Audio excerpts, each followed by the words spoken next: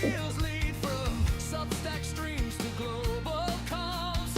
Creation echoes through the halls. We test, we tweak, we mix, we mend, and every tone becomes a friend.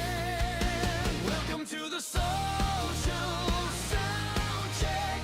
Raise your voice and reconnect from every stream. Our sounds ignite. We test, we break, we build it right.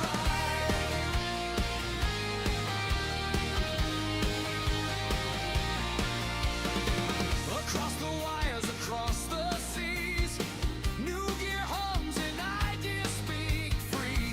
AI sparks and analog dreams, colliding beats and feedback streams. No cameras roll, just waves and will. Where sound is art and learning thrills. We tune imagination wide, from whispered thought to amplified. Together live the moments grow, integration and audio flow.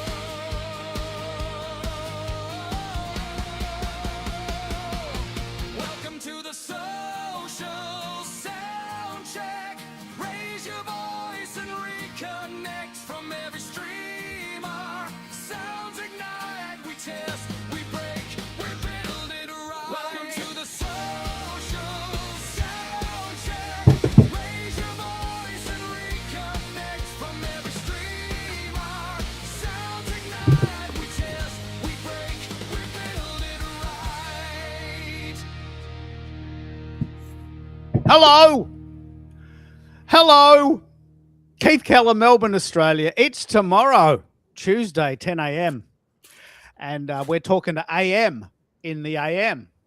You'll find out what that means in a minute. What we're actually doing today, this is a very, very, very cool and special show because we have quite a good following now on Substack, and 3 members of the community bought a Mayono mic. It's a Chinese brand. They're quite good. A Mayono mic this week. And I thought, well, okay, there's something in this. I'm going to go and explore what that means. So this is the whole range of Mayono mics in the dynamic style. I'll tell you about what that means in a minute. And we're going to talk about the 100, the 200, and the 400. The 300 is just the same as the 200. It's just a fancy bit of tech, which we'll talk about in a minute, but no fundamental differences. This is the 200, and this is the 400. Right? And I'm very excited that people in this community have variations of this theme. Right? It's very, very cool. And why is that important? Why do you even need a mic? Well, in the 2020s, everything's going online, and sound is imperative, in my opinion. It's imperative. Right? You can get away with sort of patchy audio video, but you really can't get away with crappy audio. So we're going to talk a lot about this today. I'm going to start with that one image, and then I'll bring everyone in. I'll start with Anne-Marie because school starts tomorrow, and you're busy. You got to get moving. So what was your inspiration for buying this little mic, the Mayono 100? Was it the wireless gadget, or was it just a budget thing, or did it just look good? It was partly budget, and I liked the idea that I could attach the arm piece of it, which you're not seeing in that photo, not to my desk, because you have to have the right dimensions to hook one of those to your desk. And I have a beautiful vintagey desk that wasn't going to work, but I do have a little shelf hanging on the wall above my desk that I knew would be the right size. So it seemed like it would be the perfect setup, and it is. It works beautifully. So it's coming, right off the shelf toward me. So the setup is really perfect. The budget is helpful. I've never used a mic before. I'm not very tech savvy, so I thought I can kind of start out with this little guy and see how I do, and not spend a ton, because I, don't know how much of this I'm going to be doing. I don't have my own podcast or anything, and then go from there. And honestly, I trusted the brand because you and Jessica had been talking about it. Yeah, it's a very good brand in the price range. It's been going a while now. It's a Chinese brand, and it has quite a few gadgets for the price. So it's part of the range. It's the first in the range. The range has 6 different mics. The W stands for wireless. The X stands for XLR. I'll talk about what that means in a minute. But it's very important, isn't it? If you're going to move into this realm of online learning, it's imperative that you sound good, isn't it? Yeah, absolutely. And I've been asked by, you, Keith, but some other folks to, appear on their shows, whether it's a podcast or, a live or something. And I figure, I owe it to them to at least be, somewhat intelligible. I want people to be able to hear me clearly. So I thought, it seems like the right time to jump in and get one. Yeah, that's brilliant. And Jessica's got the 400. Like, this is my favorite. I'll tell you why in a minute. But what do you think, Jessica? You've got some Maono products, and they're great, aren't they? Yeah, I'm very happy with them. It did take me a while to kind of get used to using all of the external and not just use the, camera, microphone, actually have headphones that are plugged into the microphone. Like, all of this was new to me. But it's made a big difference on just being able to, I hear so much more. And yeah, it's made a huge difference. Now let's play with this, Anne-Marie. Okay. There's quite a lot of sound coming from your area, like someone's dropped a plate or someone. Oh, it's actually my husband feeding the dogs. And isn't it amazing? That comes out on the tape. Okay. Right. So what happens with these microphones? They're very clever. They've got what's called noise cancellation. Mm-hmm. Right? And I've done some research on this. Apparently, this one has 3 levels. And so if we can hear the background, it's possibly sensible. I'm hoping that it's just something on the mic itself. It actually comes with software as well. But can you see what just happened there? Just imagine you're on you're on this high level podcast and 1,000 people are listening, and someone drops a plate. Yes.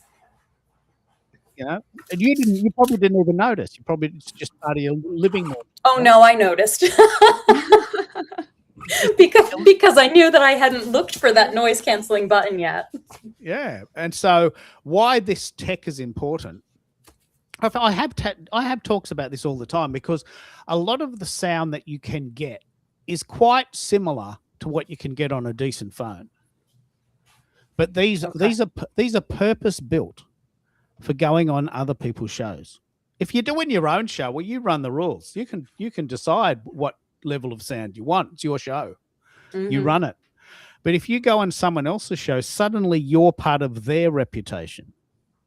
They're giving you their audience. I think that's such a good point, Keith, because so often, like, I was thinking, I don't need any of this equipment because both of you know, I'm not planning on starting a podcast anytime soon. Mm-hmm. I've tried a couple live things, a few community type things, but I'm not looking at going professional. I wasn't thinking I needed that level of equipment. And you don't need the absolute professional level, but there's other tiers. Yeah, especially as we get more well known, you start to hang out with people. And a mate of mine, I know one mate of mine gets 1 million downloads a month. Mm-hmm. Now, wow. He's very fussy. Like 1 million people listen to his show, or variations on the word million. It might be 10 people downloading it 100,000 times. I'm not sure it is, but it gets 1 million downloads a month. He wants the show to sound good. He wants the content. He wants the content to be good, but he also wants it to sound good, mm-hmm. because people are listening to it. If you do your own show, you can do whatever you want. If you do your own show, you can do it from your phone in your bedroom if you want. Like, that's fine, because you will get an audience and people love it. Like, people love that earthy style. But if you want to go up the line and go onto other people's shows, you do need to at least explore some of this tech. And if you want, while we got time, because I know you got to go soon, you want to play around to see if you can find that noise cancellation button. I haven't seen it because I don't have this mic, but there's a lot of noise coming from this mic, so we better get it right. On Okay. mine, the buttons are on the base. So if Okay. you Yeah, look at the back side. So let's I imagine with the place where you plug in your headset and Yep. Yeah. It must be there. So this is Jessica's. This is the 400. No, those three buttons, I think they're actually EQ, but the button below it is the noise cancellation, isn't it? Is that right, Jessica? The button below the green lights? Yes. Yeah, and so it's just on and off? Yes. Or Yeah. is there a Well, couple and of- it cycles through the 3. So you Okay. have the first one, and if you download the software, you can also just click through it on your screen. that's But the cool. first one is the flat. The second one is the one that just goes up in a curve or up in an angle. The third one is the one with the hump, and I have it right now on the 4th one. Okay. So let me push Just because the I'm button. home alone, but my office has French doors. Actually, I'm not home alone. Never mind. Justin's here. But I have French doors. And so I can't control my neighborhood. Yeah. Right? Okay. As much as I want to, I cannot Right. control my neighborhood. Well, but let's have a chat about this, Jessica. Now that you've got the headphones, you and I have only known each other like 4 weeks, maybe 6 Mhm. weeks, right? And you said, "Look, I can't hear that. What are you talking about, Keith? Are you making this up?" And I then know. you got your headphones and you go, "Wow, I never heard that." I know. Now, Anne Marie, it's honestly, it's insane. I mean, because also you have the headphones plugged into the back of the microphone. So you hear yourself, but it's not in that echoey way. Like when you hear Okay. yourself in a phone call and it's coming back to you. Yeah. It's in real time. So you can hear what your tone is like. You can hear, if all of a sudden you're making a lot of noise in the background, you'll hear it. Well, that was going to be one of my questions because I'm not using headphones right now. And, I don't, as far as I know, it's not required, but it's clearly an option. And I was going to ask you both what you thought about that. It sounds like Jessica's sold on using headphones. I am sold. And I also, the first couple of times I'm like, I don't want to use these in my meetings at work because I'm going to sit there with headphones on. Right. But honestly, it's worth it. It is worth it. And I probably will, just because for me, it's not necessarily the culture that I'm in. People wear headphones in meetings. It's rare. They do. But now I'm like, no, I might end up being one of those people wearing headphones in meetings. Hey, Yeah, why not? Well, I have a little bit of hearing loss, and I imagine that could be really helpful to me. Oh, you can turn up the volume in your headphones too. And then also the whole house isn't hearing what you're doing. I mean, they can Right. still hear you talking, but they don't hear the whole meeting. Yes. Yeah. It's a big difference. There's 2 main advantages with headphones. The 2 advantages are, the first one is you get to hear how you sound. Mhm. Like I said this to Jessica, I'm really proud of this analogy. When you go to a restaurant, when have you ever had the chef come up and say, "Can you taste that?" No, he's not asking that. He's saying, "What do you think of the taste? Do you like it? Yeah. Has it got a good taste? Would you come back? Would you recommend it to your friends?" So when people say, "Can you hear me?" It's really a stupid question. Really, they're saying, do I sound good? Yeah. Yeah. Almost always I can hear you. That is not a stupid question in the sense that sometimes the mic's not working at all. But what we're really saying there is, what do I sound like? Am I distorted? In fact, Anne-Marie, you'll love this. This is like the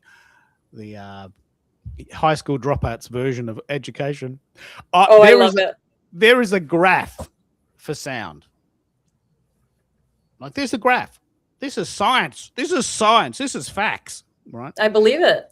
And so when you hear sound, we can now say, okay, you sound a bit muddy.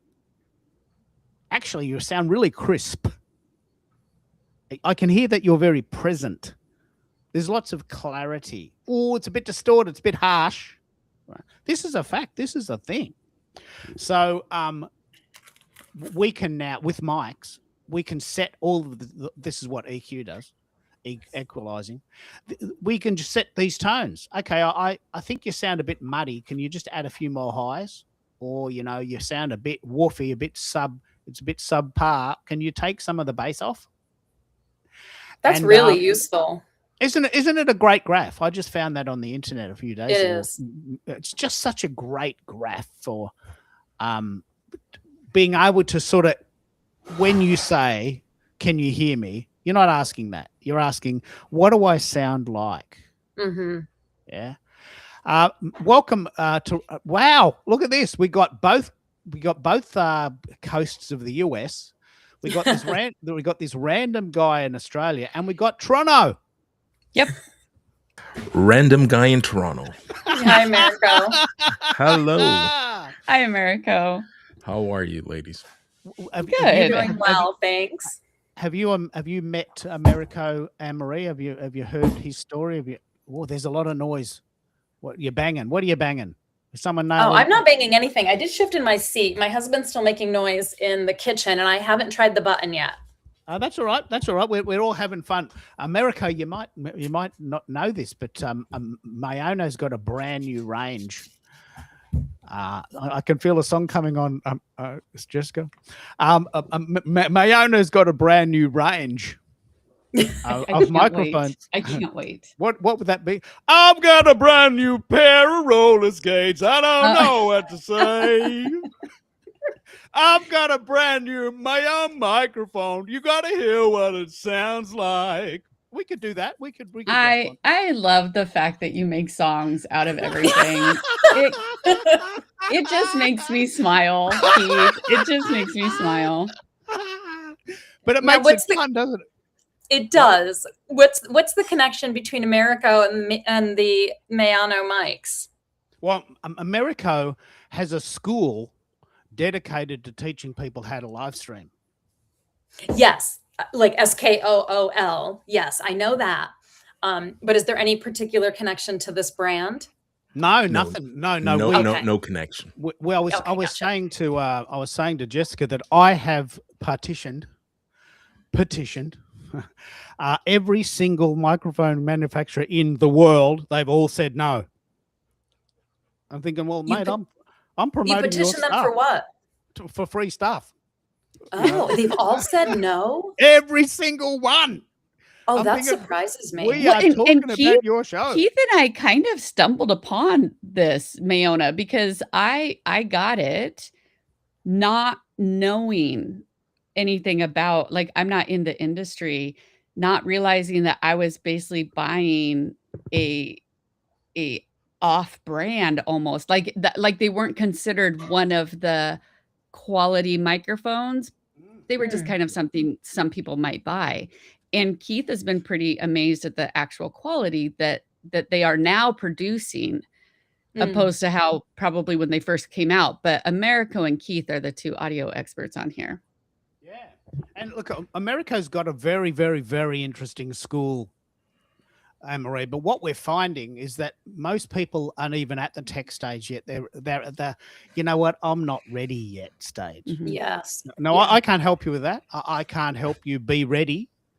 I just know that when you are ready, if you want to sound better, we've got tech and songs about tech.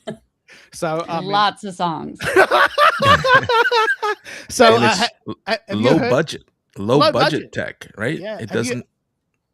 what do you Sorry, go think? ahead. Have you heard of this brand? Have you had anyone talk to you about it? I've heard of Mayono, and can't remember which of the two alluded to.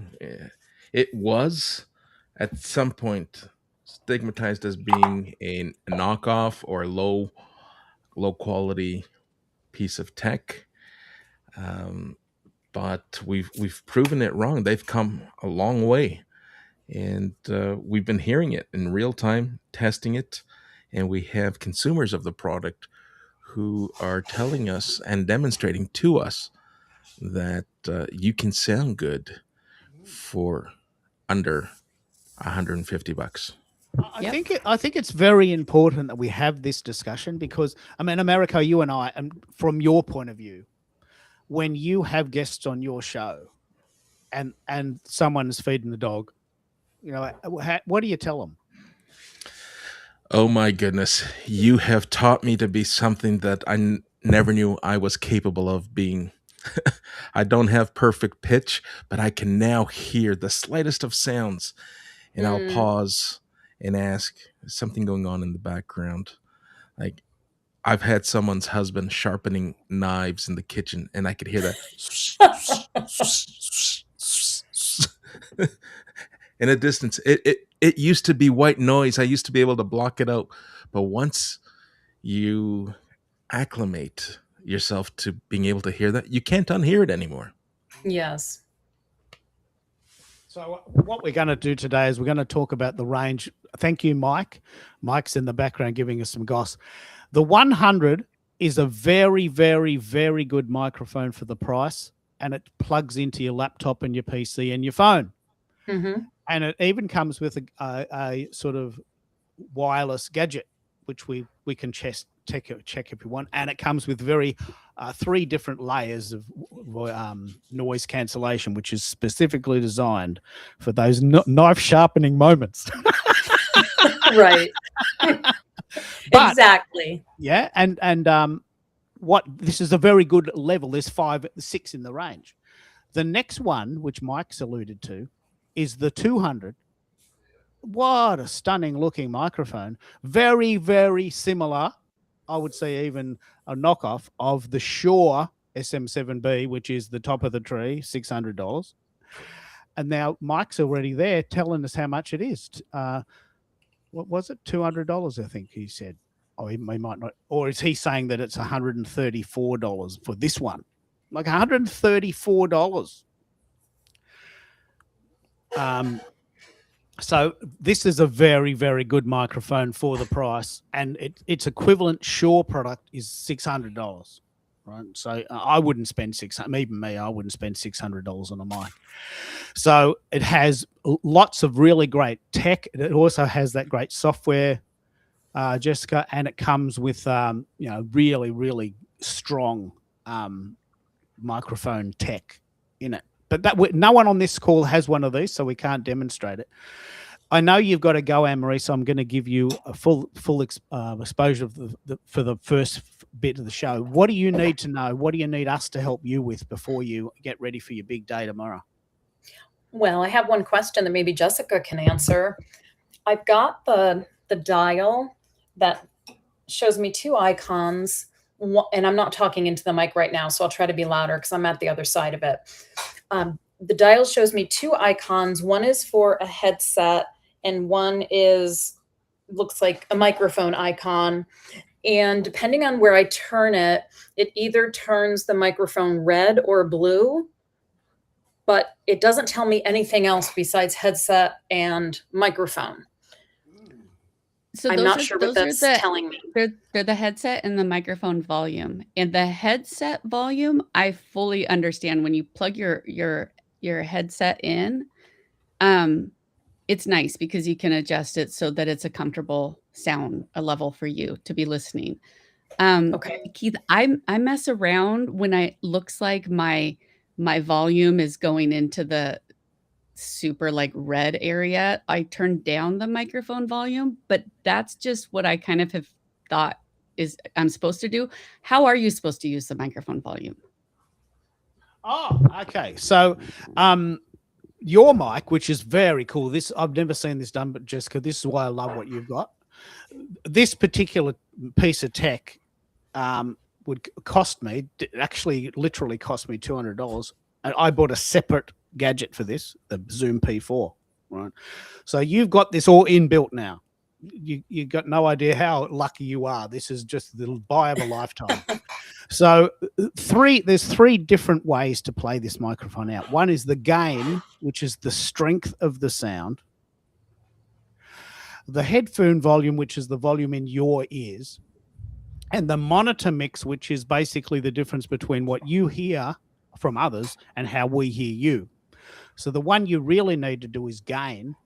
and you Okay. you probably start about 5, and when it goes red, it means it's distorting. Okay. Cause see, Okay. my gain right now is at 39. Out of 100 or out of Yeah. 50? Out of Well, 100. yeah, that's about right. 4 or 5. We can hear you. But Okay. gain is one of those things, and I use the analogy in cooking of a stock. You can add water to a tomato sauce, say, but all you're adding is volume. You're adding just bulk. But if Mhm. you add a really lovely stock that's liquidous, you're adding taste. Right? So gain is like taste. You're adding strength to the sound, not just volume to the sound. So if you had, we could try that. Have the gain on say 50, which is what I'd normally have it on. I've got my gain on 5. Okay. So and remember, we're comparing this directly to a piece of tech that cost me $200 just to make it sound better. So I've got And I my should let you know that as we compare the more budget model, which I have, I don't see any little dots all the way around the dial like I'm seeing in that image there, Keith. And that's why I asked the question. I don't really, it's not clear. I'm sure if I read the whole brochure, I'd find out myself, but it's not clear what that dial is for necessarily with the red and the blue, because there are no indicators of what I'm doing when I turn it.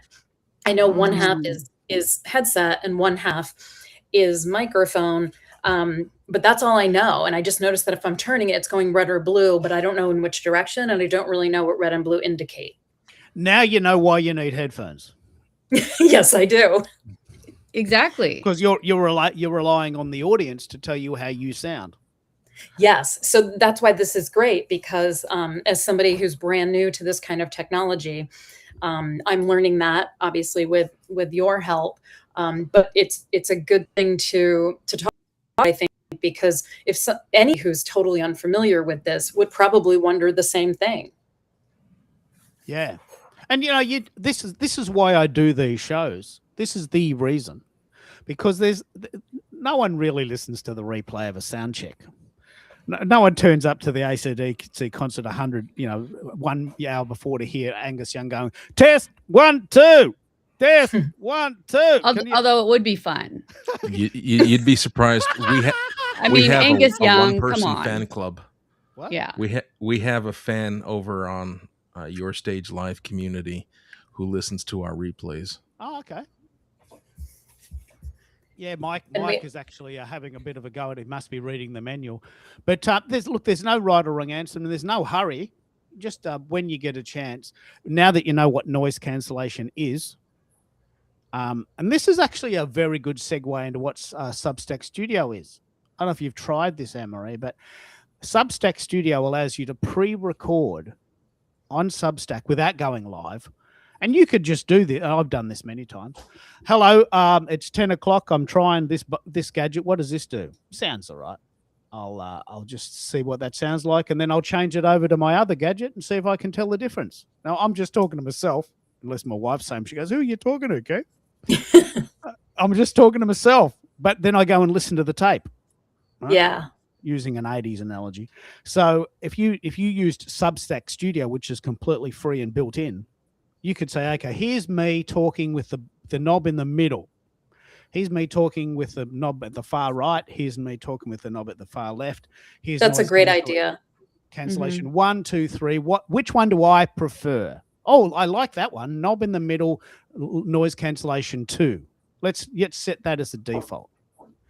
Okay. And then when you get round to it, you can just plug headphones in, and then you go, wow. Like, it really is a wow moment, isn't it, Jessica? It really is. And actually, I've been meaning to do that. I've been meaning to go on to StreamYard and just kind of record myself and documenting where the different settings are at on the microphone, and then listen to it back, because I couldn't figure out another way to really be able to compare. What do you do, America? How did you get your sound right?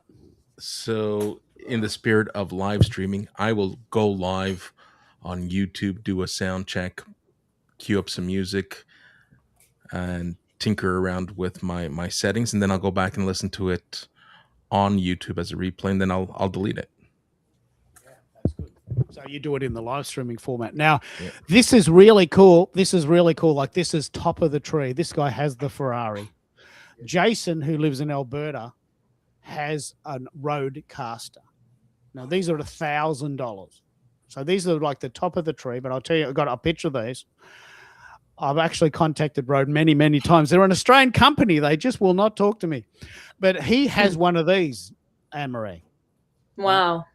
Now you'll and listen to what he said. It might be on his phone today, but he does a podcast that goes to 6 places at once. And as I said, he has Wow. more followers than people that live in his town. Want to tell us about this, Jason? I've sold this pretty well. Tell us about what gadgets you're using and what you've noticed by having this extra technology. Yep. Hello, Keith, and hi to everybody today. Hopefully everybody's Hi. doing well. And yeah, I'm on my phone, so I'm not hooked into my nice Roadcaster. Sorry about that. The Roadcaster has a lot of bells and whistles, which I don't really need.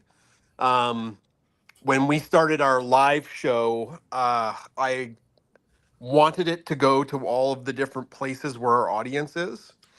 And we do have a large audience across like the 4 different platforms, and they all have different live things, like what we're talking about right now on Substack, right? That's live. Keith, I think you're echoing this to LinkedIn. Is that correct as well? LinkedIn and YouTube. And YouTube, yeah. So you reach a point where without tech like the Roadcaster, you can't do enough things. You reach a point where it won't let you cast the way that I was hoping to. So across the 4 platforms, we have over 1 million followers. And I didn't just want to do our audio show on Twitter or X. That's actually where I met Keith. You did a show on Twitter, or like Twitter at the time. And we have a big following there, but that's an audio only show. So the Roadcaster allows me to click into a separate phone, and I can run the show there. And then the Roadcaster links into StreamYard, which is what I use instead of Restream. Keith used Restream, I use StreamYard. And then StreamYard, with all of the tech, if you do it right, that goes to Instagram, that goes to Facebook, that goes to YouTube, that goes to LinkedIn, that goes to Substack, and then that goes to Facebook, all at the same time in one go. So I don't have to do a bunch of different shows on separate platforms. My wife and I do our one show on Saturday, and then it has the potential to reach our entire audience base, which and we don't have 1 million people that come to our show. But we do have a couple hundred, sometimes, Nice. close to 500 people total, sometimes over 1,000. And we would never be able to do that if it was just a couple platforms. And the Roadcaster allows me to do that. And you sound good as well. Yeah, I don't sound good now because I'm just on my iPhone. But yeah, it allows. I don't have a very expensive mic, but it hooks in by AUX, so you don't have the latency of a USB mic. And I use that for my podcast. And then you also have the opportunity, like you can click in other mics to the thing. So when we used to do the audio for audiobooks, my wife and I could be in the same room, and it was like a little recording studio, so we could go back and forth with the audiobook. And I'm really fascinated by this because my community is growing, and what we noticed this week, and I'm quite proud of this, is that 3 different separate people that don't know each other bought Maono microphones. And I thought, well, what I'll do is I'll actually create a show around that. And as you said, you've got a fairly inexpensive mic, but it does the job, and you don't have to spend a lot of money. You've done this more for the features more than the tech, haven't you? It just allows you to do what you need to do. Yeah, I can dial in I think I've got my mic's like $150. I can dial in my mic with all of the specialized features that the Roadcaster has to really make my $150 mic sound like a $500 mic.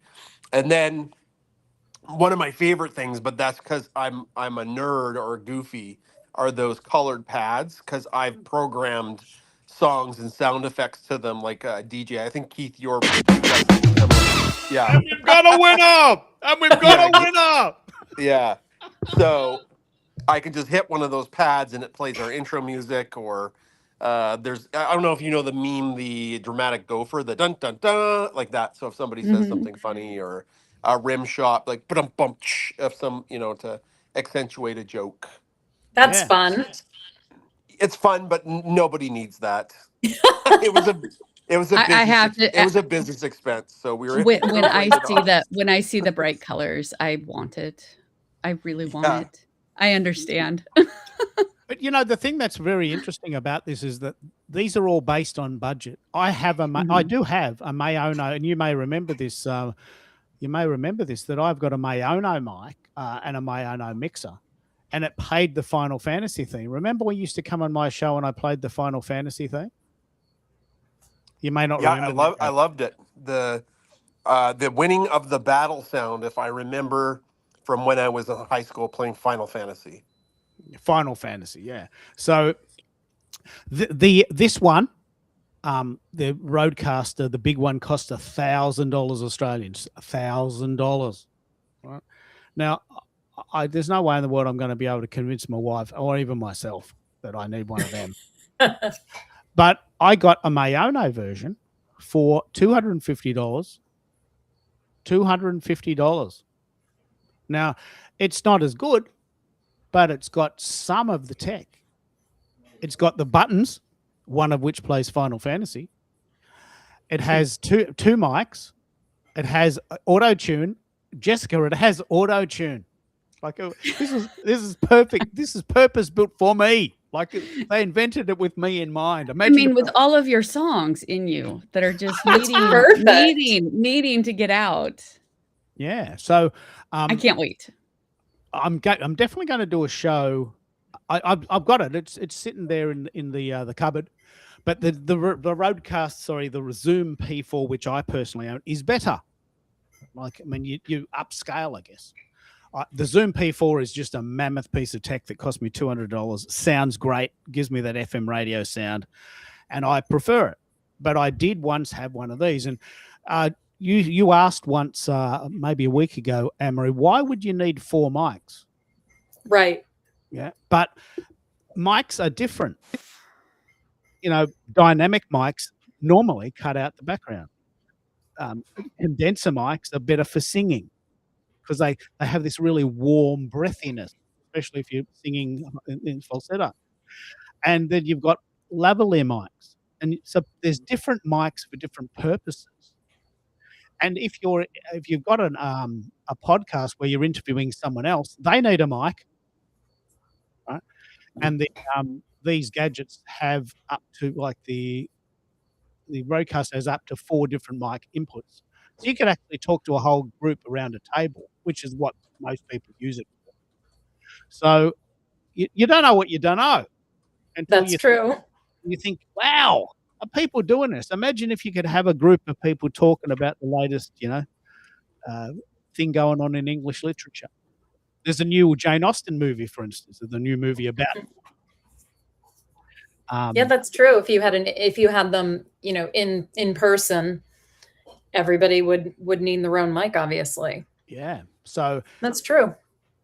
what I'm really fascinated by is that most people just use their phone and it works for most people because it's simple and it's in your pocket. But when you're really interested in this and you then start to think, well, what about, like, America wants to do a road trip? And I've got a very good lead on this for you in Kingston. So America is going to travel up the highway from Toronto to Kingston, say, and he's going to turn up with his Zoom P4, plug it into his laptop, and he's got the potential to have 4 mics, and he's got the mics sitting in a box ready to That's go. cool. Just chuck it in the boot. Mhm.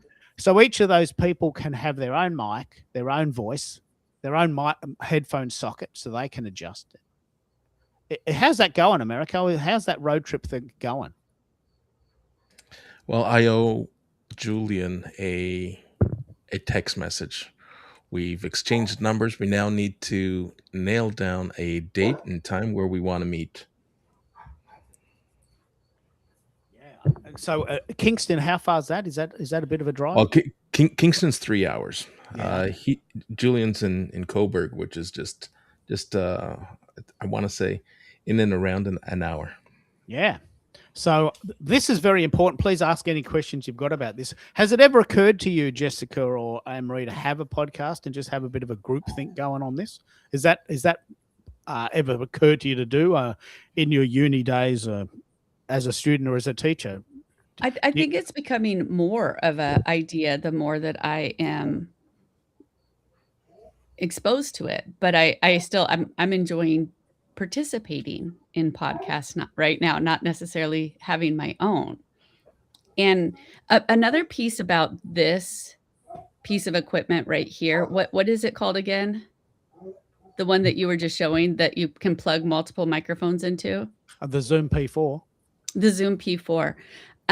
Like I don't have one of those, but Anne-Marie, one thing that I'm learning is that if you actually have 4 microphones plugged in like this, they're also all being individually recorded. So if you Oh, one person who had a really noisy background, you can actually go in and fix it without having to fix every single person on the call. And oh, that's I feel like fantastic. right? I mean, it's Yeah. those kind of things that we just don't use this type of equipment in our academic lives, but it's amazing what's available. Do you want to pick up on that, Jason? Absolutely. Jason, do you use the higher level tech? Do you ever record and have to have people on multiple channels? When a couple years ago, when we did a couple science shows. So we went to like science centers with the dogs and did a presentation. And one of them was really fun. I did a live podcast episode and invited the audience to come up and tell stories about their dogs. I don't know how I would have done that without something like your device or my Rodecaster. But there's ways around that now. Like there's a free platform that I use now for podcast interviews because people are all over the world, and it's called Zencaster. There's lots of things like it, and that allows you to have separate audio files rather than one audio file of you both talking, which is really dangerous from an editing perspective. You want every person to have an individual file that you can go in and monkey with, cut out ums, ahs, dogs barking, bump up their gain artificially with your audio editing program. So yeah, like if you're going somewhere and you have multiple people in the same room, I don't know, I'm not sure how I would have done that without my Rode. But that is few and far between now for me. Most of the time, I'm just in my podcast studio talking to scientists through something like Zencaster. Yeah, well, let's just pause here. This is actually a really good discussion. Our friend Heidi, Jessica, who lives up the road from you relatively, up across the border, she uses a site called Riverside. Now, Riverside is the Ferrari in this range. It's the top of the tree. And as you said, or as you remember, Jessica, auto-tune queued. It's top of the tree, but it's not free. Right. And that's where I started learning about the possibilities and what was available to me. I haven't even looked into purchasing any of this because, like I said, I'm not there. But it was Heidi in the conversation we're having that made me realize what I didn't know. Yeah. And when people say, "Oh, it's free, so it's got to be good," well, Substack Studio is free. We're talking a lot about this tomorrow, but it's not very good. And you have a story about that, Jessica. I just remembered you had like a horror story this week of Substack. Do you want to pick up on that? Like you had a bit of a glitch. I did. And I haven't really spent the time just because I've been busy with other things, really doing a deep dive on what happened. But I registered. I even got like where they give you the pictures to share, and it was like Jessica and Carol, and we had it set up to have a co-host to go live. I had some sound issues that were my own, and that I'll take full responsibility for, but we couldn't get Carol into the call at all. Like she could only join as a participant, not as a co-host. And so I don't know what happened. Clearly, there must have been a button I didn't push or a box I didn't check.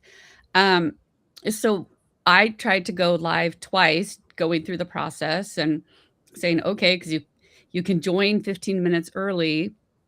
But every time I would join 15 minutes early, Carol couldn't join with me. So I'm like, you're clearly not a co-host. So why don't you try? So then Carol tried.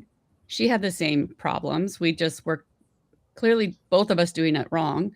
But I have a StreamYard account for school just to make things and edit clips for things for school. And so I said, you know what, let's just go over there and at least we can record something.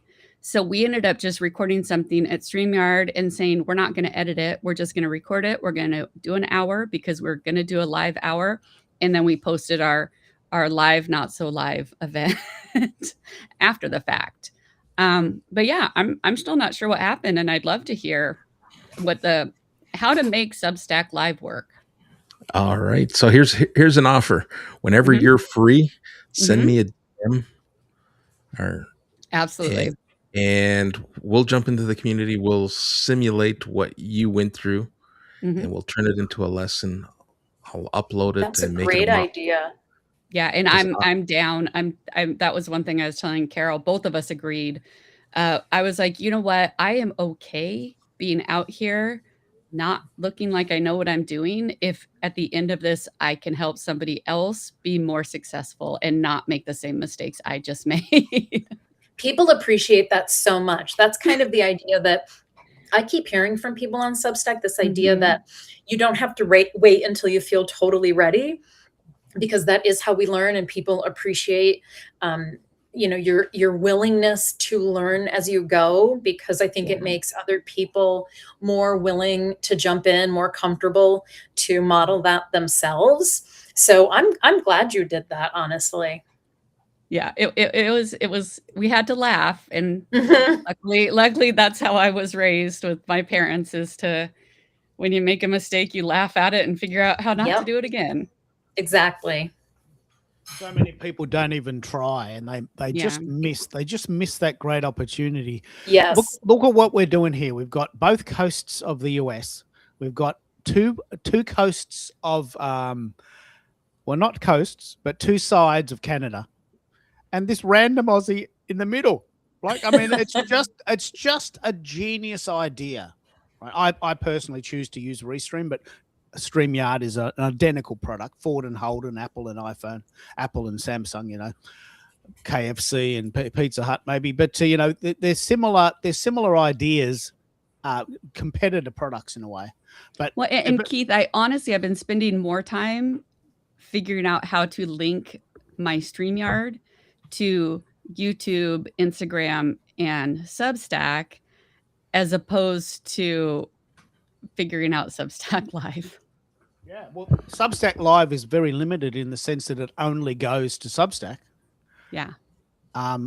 It's good if you've got a good audience on Substack, but I can tell you for sure, I know this, Substack is very basic as it goes to for live streaming. We've got 6 people watching on Substack, 6, and good on them. Suzanne, Jason's there, Kristen, Hari, and Barb. Well, good. Hello. But the point is that it's not a big audience. So, but this show now goes to LinkedIn, it goes to YouTube, and it goes to Substack at the same time. That collective audience is far greater.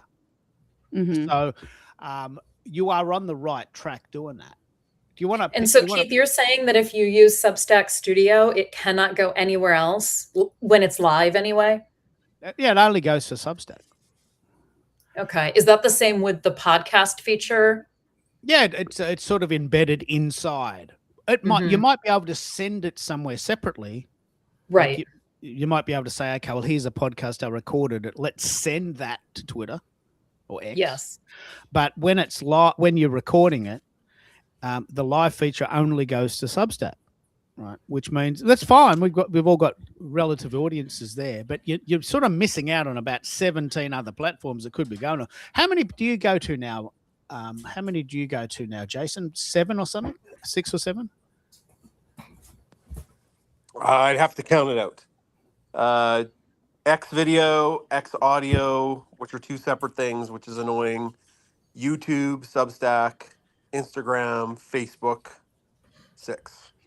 I have a LinkedIn account, but I don't send it there because 0 people tune in. So that one, I could send it there, but I don't. Yeah, so 6. So for the same amount of effort, a little bit more effort, but the same amount of effort once you get it right, you've sent it to 6 places simultaneously, and you've multiplied your reach by at least 6 times. 7 times if you want to add LinkedIn, but you don't have an audience there, so it's not 7 times. It's 6 times because that's where your audiences are. Bloody brilliant. What's your take on this, Americo? You have a whole school about live streaming. What do you teach your people about multi-streaming, or are they not ready for it? Well, I talk about the multi-streaming component because, as you just described, it allows the opportunity to be multiple places at once with the same effort. And I will stream simultaneously to Substack, LinkedIn, and YouTube, but I would add to that the ability to have anyone who might be co-hosting or guest speaking. They have the ability to pair their social channels with my stream. Yeah, right? let's pick up on that. That's an additional. This is an amazing feature. This is an amazing feature. Tell us how you describe it, because I'm really interested in this. So pairing allows anyone who's attending and joining me on stage the ability to push out the event to their own communities, because I might bring on a guest who doesn't have a presence on LinkedIn or YouTube or Substack. They might be on Meta, Instagram, Facebook, or they may be TikTokers, and I'm not in those places. So you can now open the doors and have guests pair to where their communities hang out, and it just multiplies. So depending on the membership that you have, if you're able to bring 10 guests up on stage, each of those 10 guests can send the event to 3 separate places of their own. So let's just play this out. If you have, and you can have up to 10 people, and this is what it looks like when you do, you have this Brady Bunch look. If you've had the Brady Bunch look, every single person on this stage can send their file to 3 of their places. They can send it to their YouTube channel, to their Facebook page, to their LinkedIn page. Now, if you have 10 people on a call, you can actually, with the same amount of effort, send that file to 30 places simultaneously. Now, I don't even know if I can comprehend that. But how cool is that? Like, how cool is that? So in a world where we're multiplying ourselves, and that the world of in-person coaching may be going away, I don't know. It's a big story. What do you think of that, Anne-Marie? Can you imagine all of your collective, like for instance, Heidi, who lives in rural BC. She's doing a show with 6 other coaches. Now, each of those coaches can send that file to their people. She can send it to her. That's pretty incredible. Isn't it good?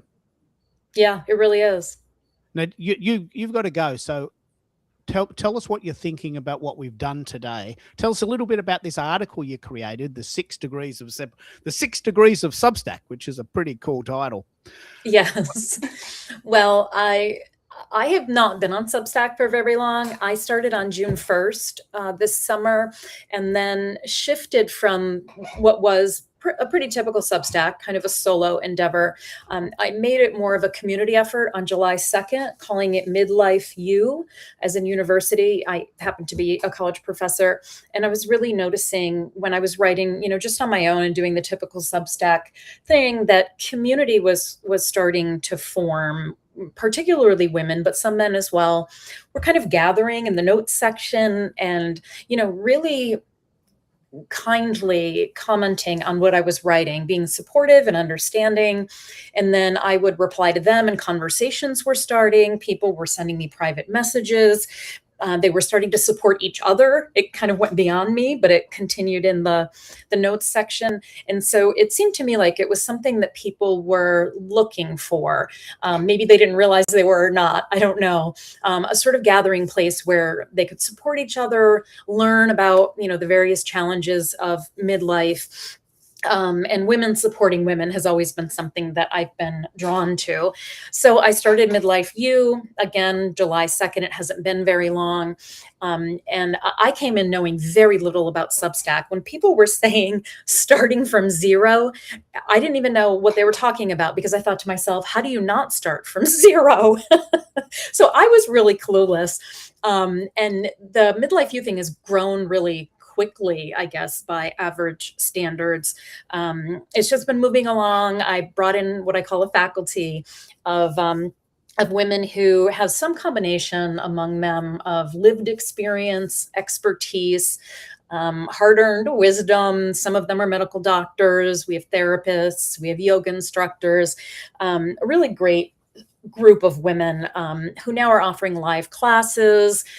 We've had some essays that have been collaborative, but the one that just came out that you mentioned, Keith, was one that I wrote because I was starting to see a lot of sort of serendipitous moments, I guess, where I talked to somebody and they would just sort of mention in passing that they had just done a live with so-and-so, or this person gave them some good advice. And it was occurring to me that all these people knew each other and I knew all of them. And that seemed highly unlikely to me. There are 35 million people on Substack. And I thought, there's something to this. Substack, unlike a lot of other social media platforms, I think it's really designed for community and connection and storytelling. And I actually teach community engagement and storytelling. So I decided to write about it. And it's all about those connections. And what I did in the piece was I just kind of linked to people's Substacks. I threw in some photos of people doing lives and things like that, which I thought would be a nice way to kind of bring attention to those folks and what they're doing on Substack. And it's gotten some attention, which I guess is not surprising because other people are sharing it because they're tagged in it, right? Which again is just a reinforcement, I think, of the community element of it all. Yeah, well, let me give you some kudos. In the short time that you've been doing this, you've managed to get 500 free subscribers, but most importantly, 20 of them have now paid you your monthly fee. Yeah, slightly under 20. I think it's 18 or 19. Yes. So this is an extremely good result. That's 4% of your free subscribers have upgraded to free. Do you have any understanding of what that might be? It's very extraordinary. Like, it's not a thing. You are doing something pretty miraculous. Do you have any idea what might be the case? That's a good question. Well, it's funny to me, Keith, because you're somebody who has pointed stuff out like that to me, like that's 4%. And I think, oh, is that good? I really came in knowing very little. I came in June 1st because I was really struggling with midlife. And, I've been a writer for a long time and I thought I can vent and maybe meet some like-minded people. And I didn't know the rules. I don't know if I would have followed them if I knew them, but I've done things in kind of an unorthodox way, I guess. Keith and I have kind of joked about the fact that, I write long form and I really mean long form. I'm a former high school English teacher. I'm a college professor and writer. I don't write in, short clipped sentences or bullet points. And I've had a few people who have very kindly said, hey, you might do better if you, shorten your sentences or wrote in bullet points. And I thought, God, I don't even know if I'm capable of doing that. And so, I've largely just been myself. And I haven't followed the rules. I'm not doing the things that people call hacks or anything like that. So I guess I can't say, follow the following rules because I really didn't do that myself. If I could, wonder how it happened. Well, some people subscribe to even advertised paid. I can't explain that because I took advice from people who said start before you're ready, and I put together some paid tiers. And I was uncomfortable with it. I'm not a business or salesperson. I've been a teacher my whole career. I just put it together, but then just ignored it. And then I noticed that a couple of people signed on for paid, and I was honestly just sort of baffled by it. And then by the time I was talking about it, what made it kind of easier for me to talk about it than I might have otherwise is that I wasn't talking just about myself. You know, it wasn't like subscribe so you can get more of me, right? It was join this community. Yeah. And it's So, so so much true. easier So to true. say join a community than Mhm. get more of me. It's easier to sell if you're not comfortable with selling, and it's just the truth because what has come out of Midlife You is really a community experience. You know, attend Ellen Shear's live class on disenfranchised grief. I have nothing to do with that except, you know, we sort of planned it together, but it's her show, right? Or you know, come to this writing class and we'll do some writing accountability together. It has such a community feel, which of course was the intention of it, that feels easier and more natural to me. And so much of it developed organically, honestly. You know, I was just paying attention to what was happening, I guess, in comments and DMs and things. And I just thought, well, you know, if people really like this, we can develop it a little further. And the sort of paid tier could be, you know, a little bit more of that, because at a certain point, you know, it will become pretty, it is a little bit already pretty time intensive to, you know, write co-authored essays and, you know, plan and host and facilitate and advertise various events. One of the things that we've started is what I call book talks or book celebrations, where we celebrate an author in the community who has a book coming out, which I love. And so I think people are just responding to, you know, the community piece of it, I guess. That's the piece that seems to me that's a little different, maybe from the average Substack. That's all I can come up with. I don't really know. I agree with you. I agree with you, Anne Marie. I think it's because people want to be a part of something that they feel connected to. And Yeah. that's what you're creating. You're not trying to sell something. You actually are trying to create community. And that probably comes from the fact that you have studied community so much. Yeah, I mean, that's all I can think of. And I think it says something about, and this is really, you know, hopeful, I think, that in a world that often feels so divided and, you know, even hateful, and you turn on the news and it's all quite depressing. There are a lot of people who want to feel hopeful and want to support each other and are looking for a sense of belonging. And I just keep connecting with really fantastic people on Substack who want to be with other people, you know, who are like-minded. And Mhm. it's been a very hopeful experience for me. And so I'm happy to just sort of, you know, keep it going and see where it leads us. But I've been thrilled by the number of people and the quality of people who are understanding and compassionate and eager to help each other that I've encountered here. It's it's pretty cool. It So- really is. Tomorrow we're going to talk about Substack Studio and going deeper and a bit more about this idea. But you've got your big start tomorrow, so you've got to get ready. So I do. a big round of applause for Anne Marie, Professor Anne Marie. Thanks, everybody. Oh, we love you. We Great love talking you. to you all. And yes, I'll be back on tomorrow. Thanks, everybody. Bye. All right. Now this is amazing. I want to throw to you, Jessica, first of all, because you're a friend now of Anne Marie. What does this all mean in regards to the way we're now processing the world? As a teacher, I mean, have you noticed a shift in the way we communicate? Is there a difference in the way we now hang out? What are you noticing? What I'm noticing is a real just thirst for authenticity.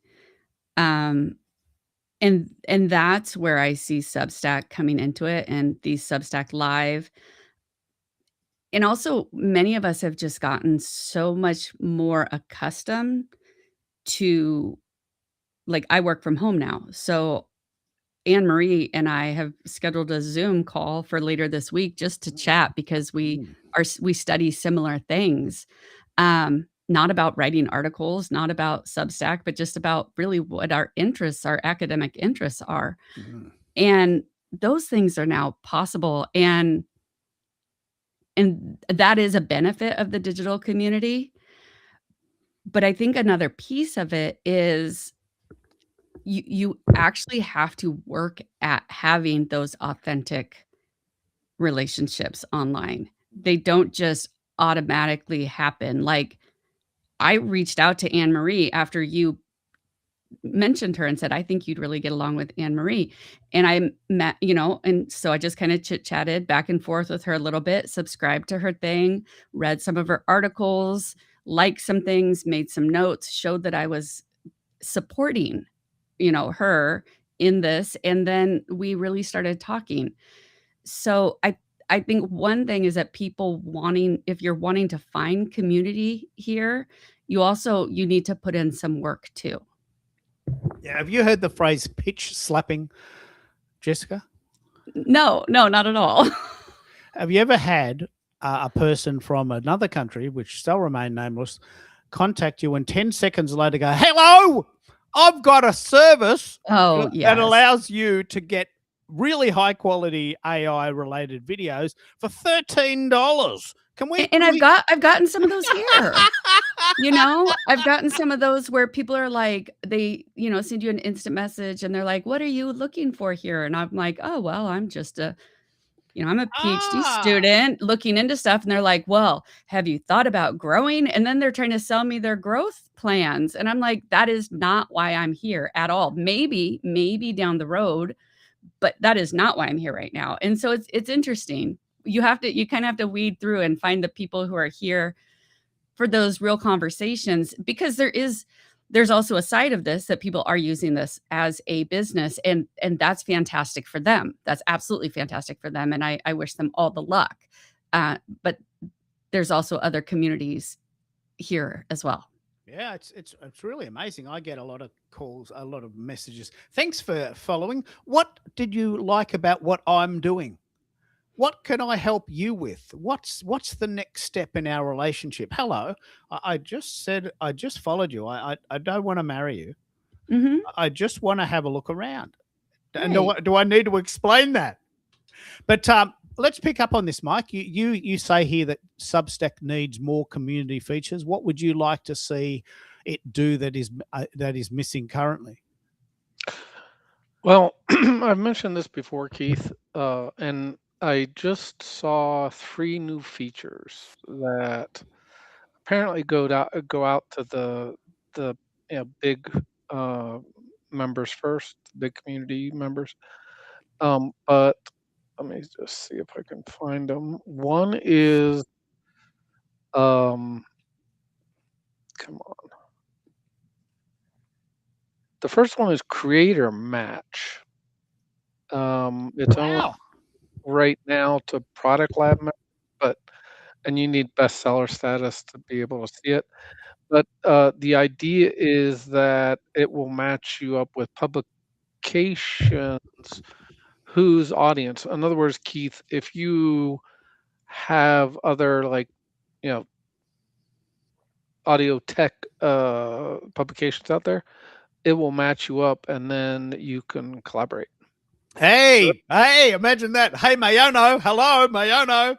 I'm talking about you. I'm talking about you. I'm talking to you. So that's the first one. Then there's something I don't know if you are necessarily using, Keith. This has more to do with um, it's called tags and segments. So you can actually tag a label that you assign to a subscriber. Like I don't know, say you notice one of your subscribers is very active, then you could, I guess, you could create one for active, and maybe even suggest that they move over, when you have paid subscribers, basically use that as I don't even know what you call it, like a funnel. They have that on Discord, don't they? Do you use that feature on Discord? Don't they have different levels? Yeah, most of my Discord, Keith, is in DMs and private voice and video chats. Well, don't let me I interrupt you because you're on a flow, but I just thought that feature does exist in Discord. So we've got create a match. We've got tag. I don't know. I don't read this stuff, so this is pretty interesting. Tags and segments, which means you can segment your subscribers. So you've got 3 levels, haven't you? So 4 levels: followers, free subscribers, paid subscribers, founders. You've got 4 levels of supporters on Substack. So you could label those, I guess. Well, and then it's not clear to me what the difference between a segment and a tag is, but it sounds like, and this also has to do with your mail list. Oh, okay. So again, this is where I'm saying I'm not sure.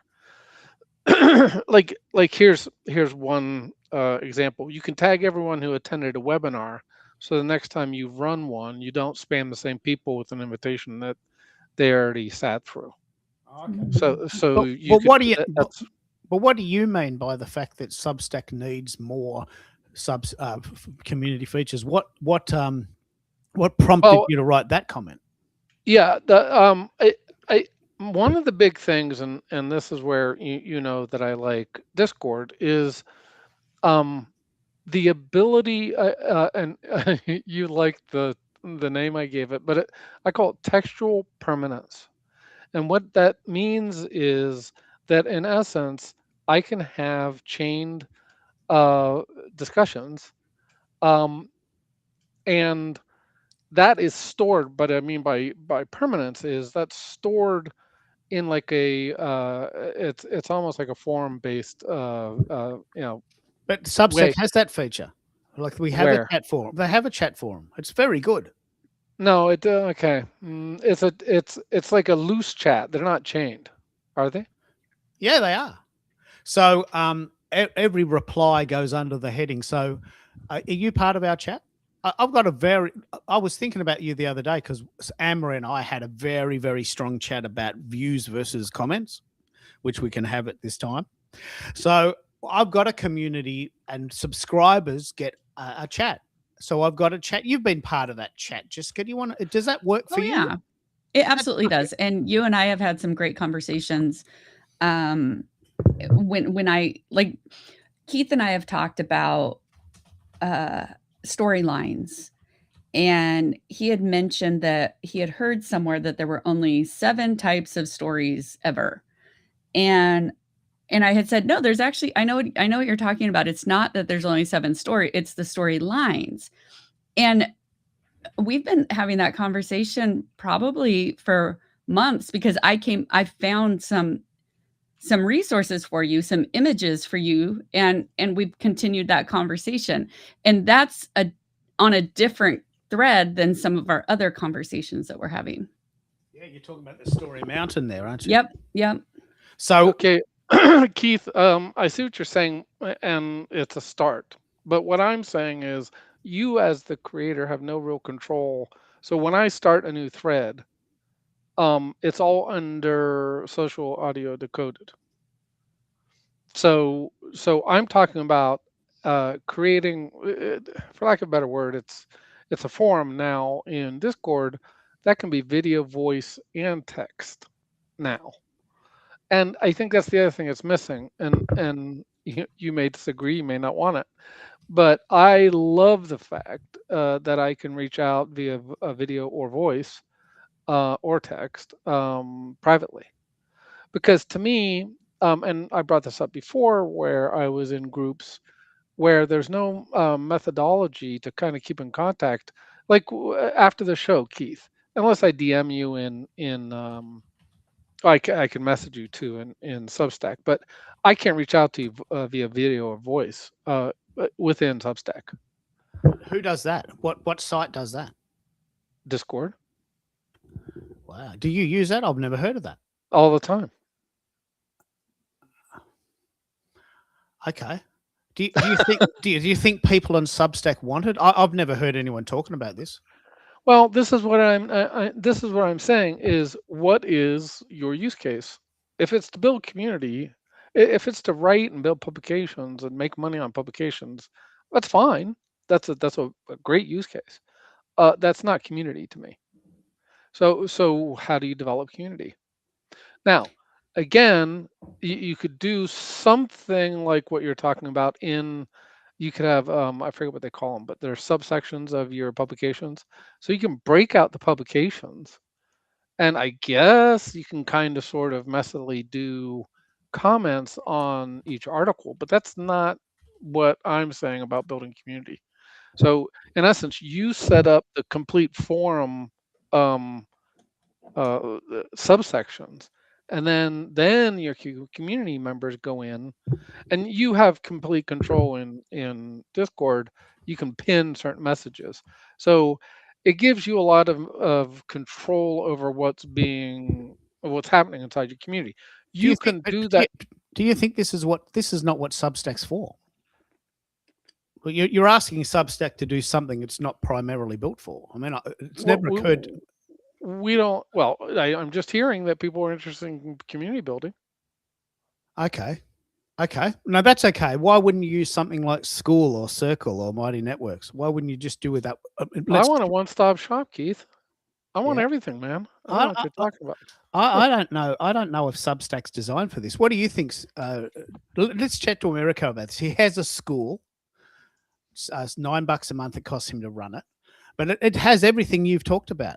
I'm guessing. But why don't you just start something there? I don't think you can do voice and video. Can you?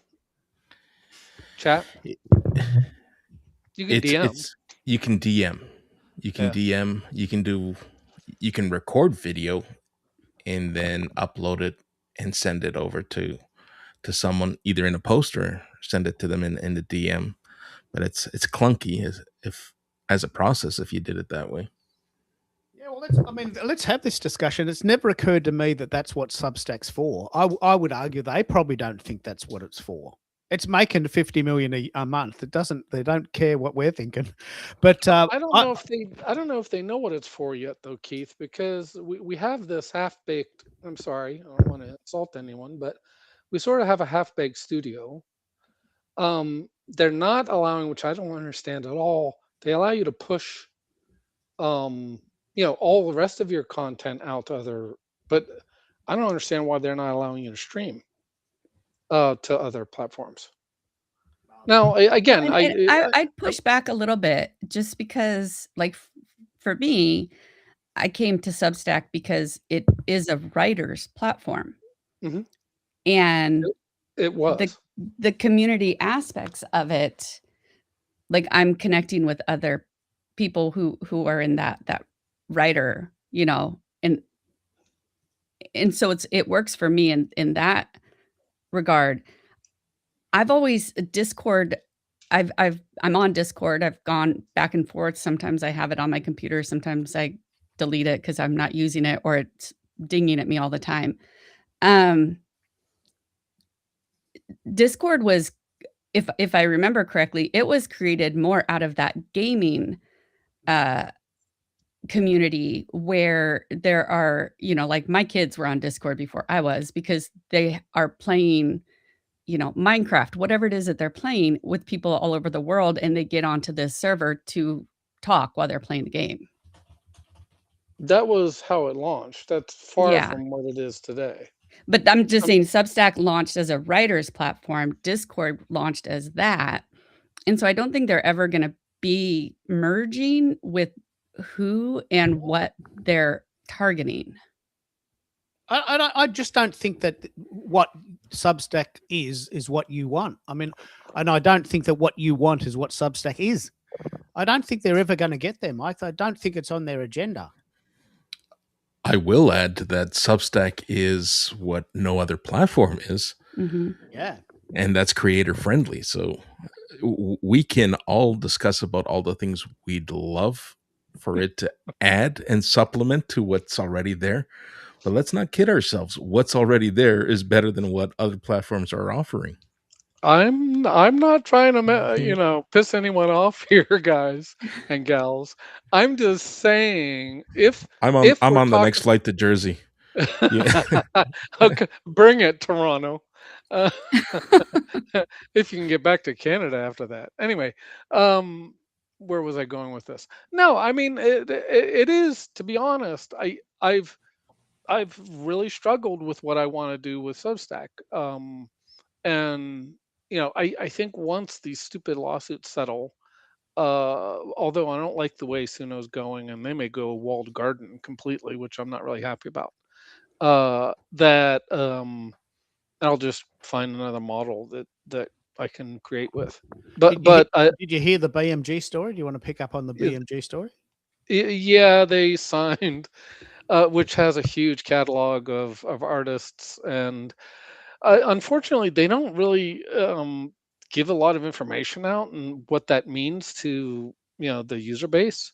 And apparently, I wasn't aware that they had 100 million users, and I have no way to validate this, but they're saying only a very small percentage of them pay. Well, I'm one of those paid people, and I think they're going to force um, the free users to pay because they September 3rd, I think, they're basically you're only going to have a lifetime for free users. You're going to have a lifetime download of 7 tracks. Um, You can't download on the free version. you can only download 7 Oh, okay. Okay. So lifetime. you want to pick up on this, Jessica? This is very, very, very, very, very interesting to me. Mhm. Suno, which costs it's a free version, but it's very basic. And then Suno, which is where I write all my funky songs, Mhm. costs me $10 a month to write songs for fun. Right. But there are several massive lawsuits around the world, one in Germany and several in Europe, about the idea that, hang on, that's not fair. How can you make your song sound like the radio for $10 a month? I spent 13 years learning that guitar sound. Mhm. I've got $50,000 worth of equipment in my bedroom, and now you can do it for $10. That's not fair. Mhm. Big lawsuits. No, And but there's already, just FYI, Keith, because you're probably not following this as closely as I do. There are a ton of other there. I don't believe they're the same quality because I try them out, but there are other models that are claiming, at least, that they are ethically trained, meaning that they've paid and or found another way, not to take artists' tracks and train on them. So I think 11 Labs is one of those. There's a number of them that are past that issue. But you raise a whole nother issue, because, and some of those are not what I call studio quality. I believe we're close on Suno, and I think, given that this BMG thing, I think we're going to basically have, because they just released a new they call it Studio 2. I don't know if you've seen that. It's basically a digital audio workstation, like some of the other well-known ones. Um, so I think they're gonna basically, they're starting to cater to what I call traditional artists using a lot of these tools. Now, those traditional artists probably won't use what I call the push button, where you put in, you just say create a song. You don't even put the lyrics. Then there's people like me that create my lyrics. I do a lot of work, creating the style prompt to build the song that I want, including vocals, keys, BPM, on and on, chord progression, all that stuff. So there's that level, and then there's what everywhere in between, which is what makes all this so confusing. But those lawsuits, sooner or later, will settle out. But I'm not really happy about this restriction, because 20 songs for me, Keith, or that 20 tracks can be, I can do 10 tracks per song, because I'm trying out different yeah, but you don't have to download them all. I don't have to download them all. But Keith, the other thing is, well, what happens? I want to back them up. because what happens if Suno decides, that they're not going to allow me Yeah. to How much do download you pay? anymore or whatever. You're getting a massive value for $10 a month. I mean, you're basically exhausting their whole their internet. I mean, you are a power user. Maybe you should be paying them more. Well, that's the thing, Keith. I haven't come up with a use case for until I actually start making, money. I haven't really come up with a use case for buying the next tier. Um, so, and I think, I mean, you raise a very good point about the competition and everything else. Uh, I don't buy though, and this is true of writing as well as image creation, particularly the new thing. The new war is video creation, particularly around potentially. I don't think it's ever going to happen. It's going to be completely AI, but the film, there's people doing short films and ads and so forth that are really high quality. And I again, I think we're in the early stages yet, but I think this is going to become. You're just going to have to if you're going to be competitive one way or another. I'm not saying you're going to do completely AI. I don't think that's even wise, but I think you're going to see, traditional people that were doing, whether it's musicians or whatever. For example, I already know there is, and I can't remember the musician's name, but they demo the song in Suno. Then they take it back to the studio and recreate it whole cloth from the band. And then they, record it traditionally and release it. Do they, do they need to identify their process, including the use of AI to demo the song? Well, someone will pick it up. But let's have a chat about this. During the week, Americo and I both got a conversation going with a guy in India that said, "Oh, hello, I can do AI videos for $50. So here's a sample of them, and can I come on your show and talk about how I make AI videos for people? This is how I make my living, and it's better than driving a tuk-tuk. So can I come on the show?" And Americo, you just immediately saw through that, didn't you? Oh, absolutely. As soon as the invite came in, my notification sounded off. I got a notification on Substack. I got a notification on YouTube, LinkedIn, and there were eyes in the sky who were watching me, and I saw that pitch slap coming from a distance. Yeah. I'm grateful that they feel that I'm close enough of a niche that they want to help, but not interested. Yeah, and the thing is that this will become a service, and it is his way of making income. But Jessica, you mentioned this idea of the pitch slapping. We're here because we love doing this. We love doing this. We love chatting to people, doing it organically. We are doing it. We don't need other people to help us grow. Would you like to buy my $97 ebook that'll teach you how to get 100,000 subscribers in 10 days? It's not very dear, and I can send it to you now, and I take MasterCard and Visa. And where's the authenticity in that? Yeah. I mean, if you're doing it just to, like, if I get a lot of, like, I this last month, I've gotten a lot more subscribers, and probably it's because I've been talking to more people.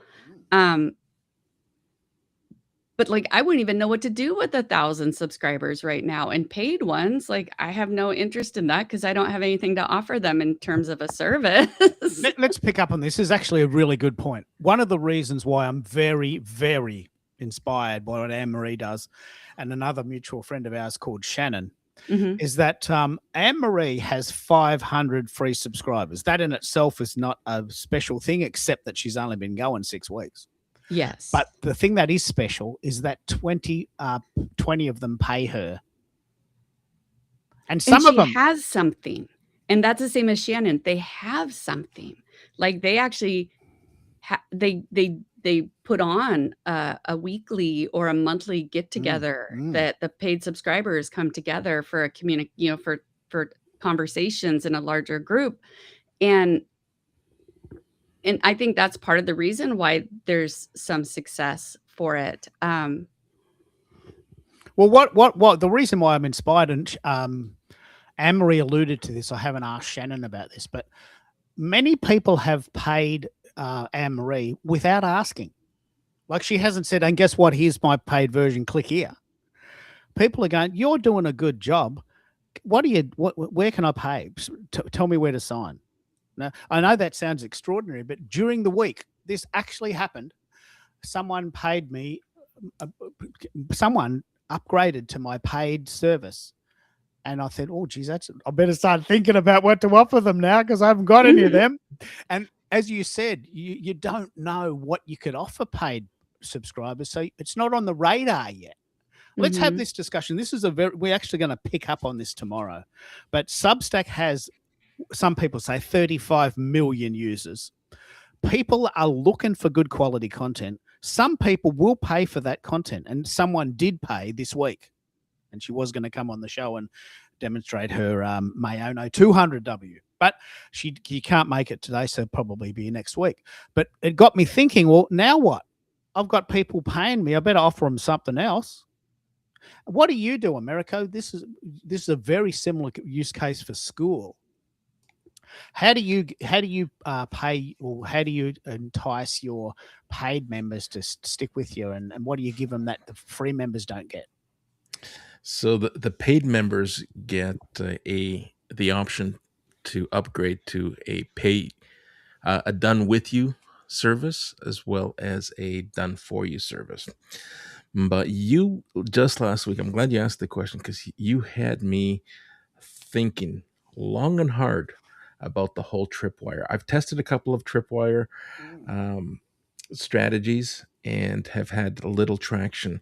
So now I'm rethinking if whether or not my done with you and done for you service becomes an a la carte option that's members can buy inside the community, and make the full storefront of my community a Tripwire, having like switching my membership to, you want access to the community, it'll be $5 a year. It's a $5 a year membership fee.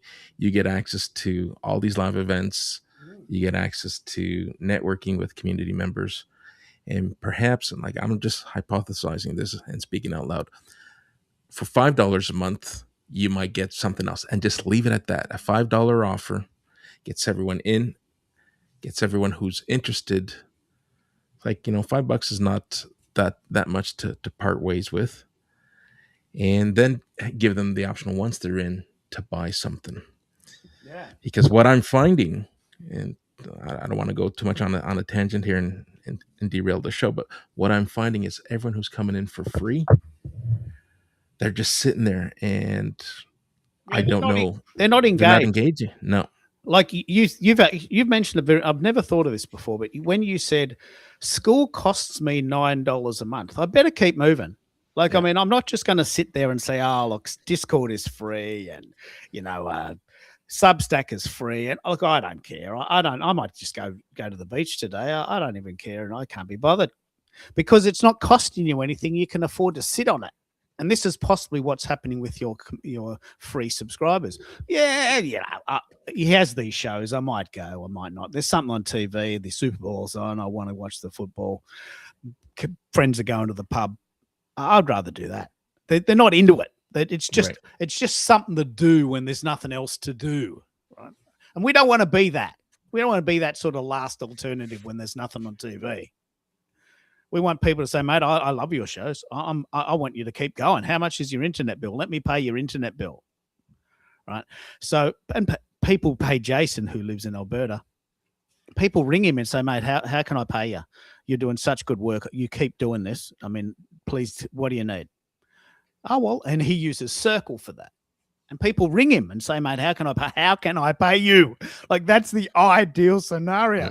So this is the conversation I really want to have, and we're actually having this tomorrow. So Shannon is another friend of ours. She has 7,000 free subscribers. 200 of them pay her $50 a year. That's $10,000. That's her holiday account. She has that, uses that for a vacation. Right? And for that, she gives them one 1-hour conversation once a month via Zoom. It doesn't cost her a lot, but the people get this very special extra thing for $50 a year. $5 a month if you want to do it ongoing, or $50 a month, or $50 a year. So it's not a lot of money, but it's also not a lot of effort. And I think this is possibly the best case scenario, isn't it, Jessica? You don't really want to give away the farm for $5 a month, do you? Right.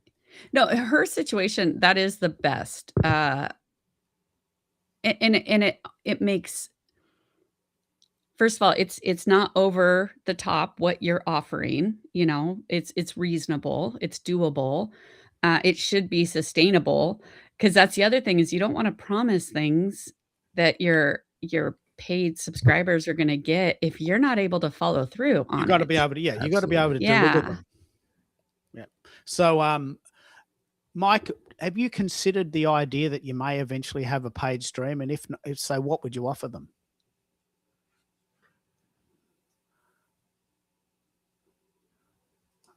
I'll just Sorry, I was trying to find the tab. I've been down this road a couple different times, and I think I would offer them a what do they call it? Pre-release, a peek at either new tracks or new albums. Maybe even have two tiers, one for the tracks and one for the albums, because if you have 8 tracks or 10 tracks per album, I'd probably want that to be a little more expensive. Yeah, this is what Substack does, Mike. This is what Substack does. This is the whole premise for what Substack was designed to do. You have free content and then you have paid content. I'm not sure it's a community platform. It's not. Maybe there's some community in there if the people choose to do it. Mhm. But I'm sure those writers that are making a living writing aren't hanging out on Zoom once a month talking to their readers. I'm sure they're not. No, and actually that's a good point, Keith, because I've actually, like, there's a couple authors, like big name authors, that I follow because I like their work. I've read their work. I might be using some of their work in my research. And I have reached out to some of them, and for the most part, you just get a form back. So they're using it for a much different reason, and they're getting a different result than I am, because I'm actually reaching the people who we're all just kind of having fun learning and doing things together. And that's a different group at Substack, I would say. It's a different mindset. But Yeah. fundamentally, this is what Substack's Yeah. model has been from day one. There is some free content, and if you're really digging it, you can pay $5 a month, $8 Australian, and get extra. And if Mhm. you don't dig it, that's okay, because I've got other people, or I've got other income sources, or my wife's working, and I can Mhm. still pay the mortgage. But it doesn't matter so much. So I can tell you for sure, if I was still playing in a band, I wouldn't be hanging out backstage telling people how to write songs. Mhm. I mean, I'm playing in a band. Come and see us play. Sing the songs. Like, and I've got some YouTube videos about that. Come and sing the songs. By all means, buy the albums, buy the t-shirts. But what, you want me to sit in a group of people talking about? No. I mean, I've got a life. Yeah. I come and see me play. Come and buy the album, buy the t-shirts, follow us on the road, buy the DVD, stream us on Spotify if you want.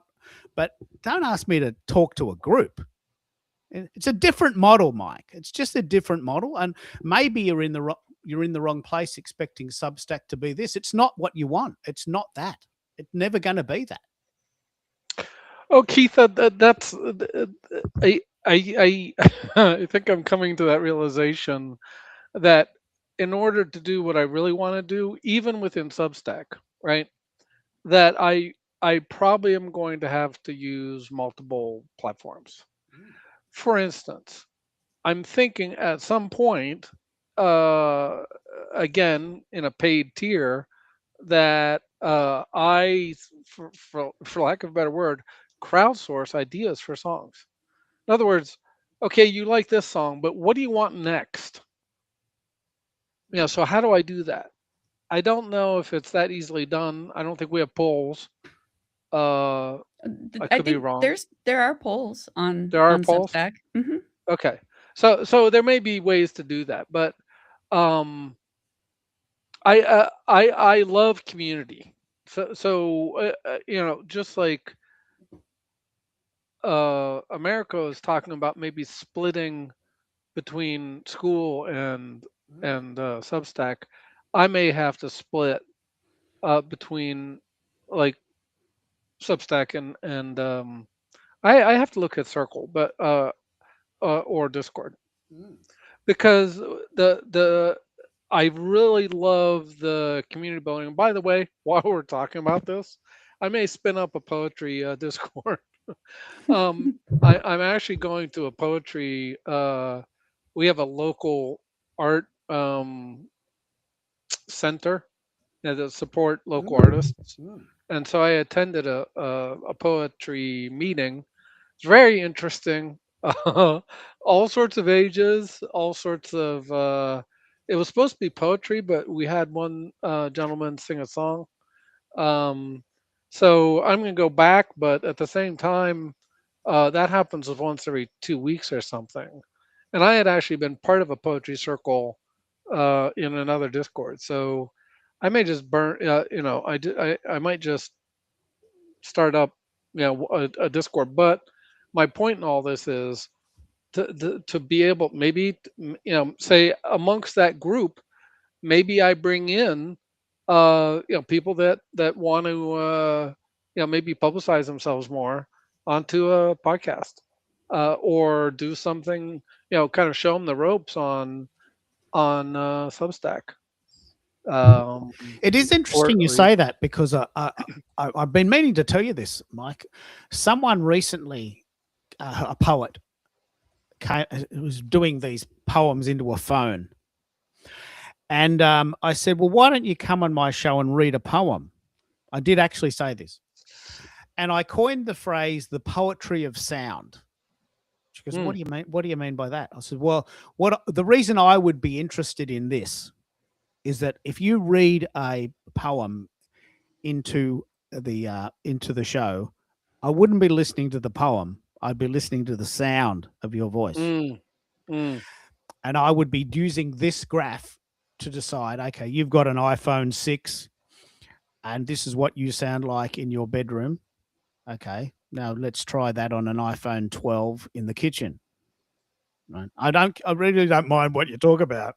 I just want to hear the sound. And I coined this phrase, the poetry of sound. And I think the idea was that these sound checks, and let's get back to the sound check. The sound check is a good opportunity for people who may be toying with the idea, positively toying rather than objecting, to the idea of buying a new mic. My job in the world, this is what I was born to do, is to check and test tech. That's what I do. You can talk about whatever you want. I don't mind what the topic is. I just want to hear how you sound.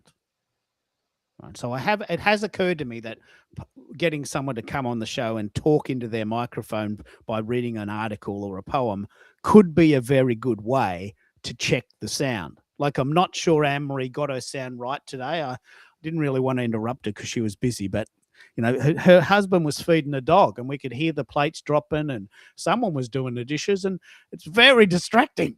Like, did you hear all of that, Jessica? I did. Yeah. I did. So she probably didn't and have it set up I'm right. I'm much more aware now, I think, of the sounds I'm making when I'm on these shows. Just like when I'm take a drink of something, I make sure I'm not towards the microphone. Like, I've thought about all those things that I never thought of before. And I think when Anne-Marie gets some headphones, she's going to be really surprised. Yeah. So that's what I'm thinking. But I'd be interested in your thoughts, Mike. You were on the call. What do you think of Maono as a product range? Have you done much in the way of looking at different products? Have you heard of this brand?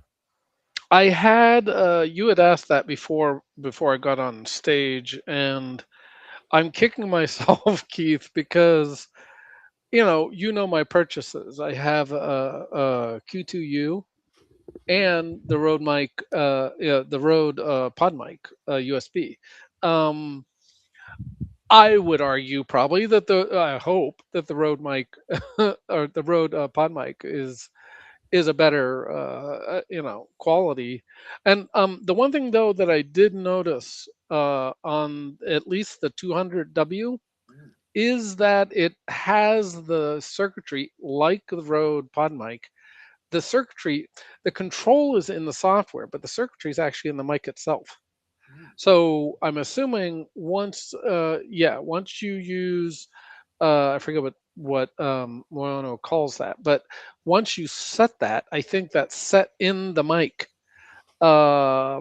So yeah, and the other thing is, Keith, I was trying to let the ladies know, if you push that knob, that switches between the headphones and the mic gain.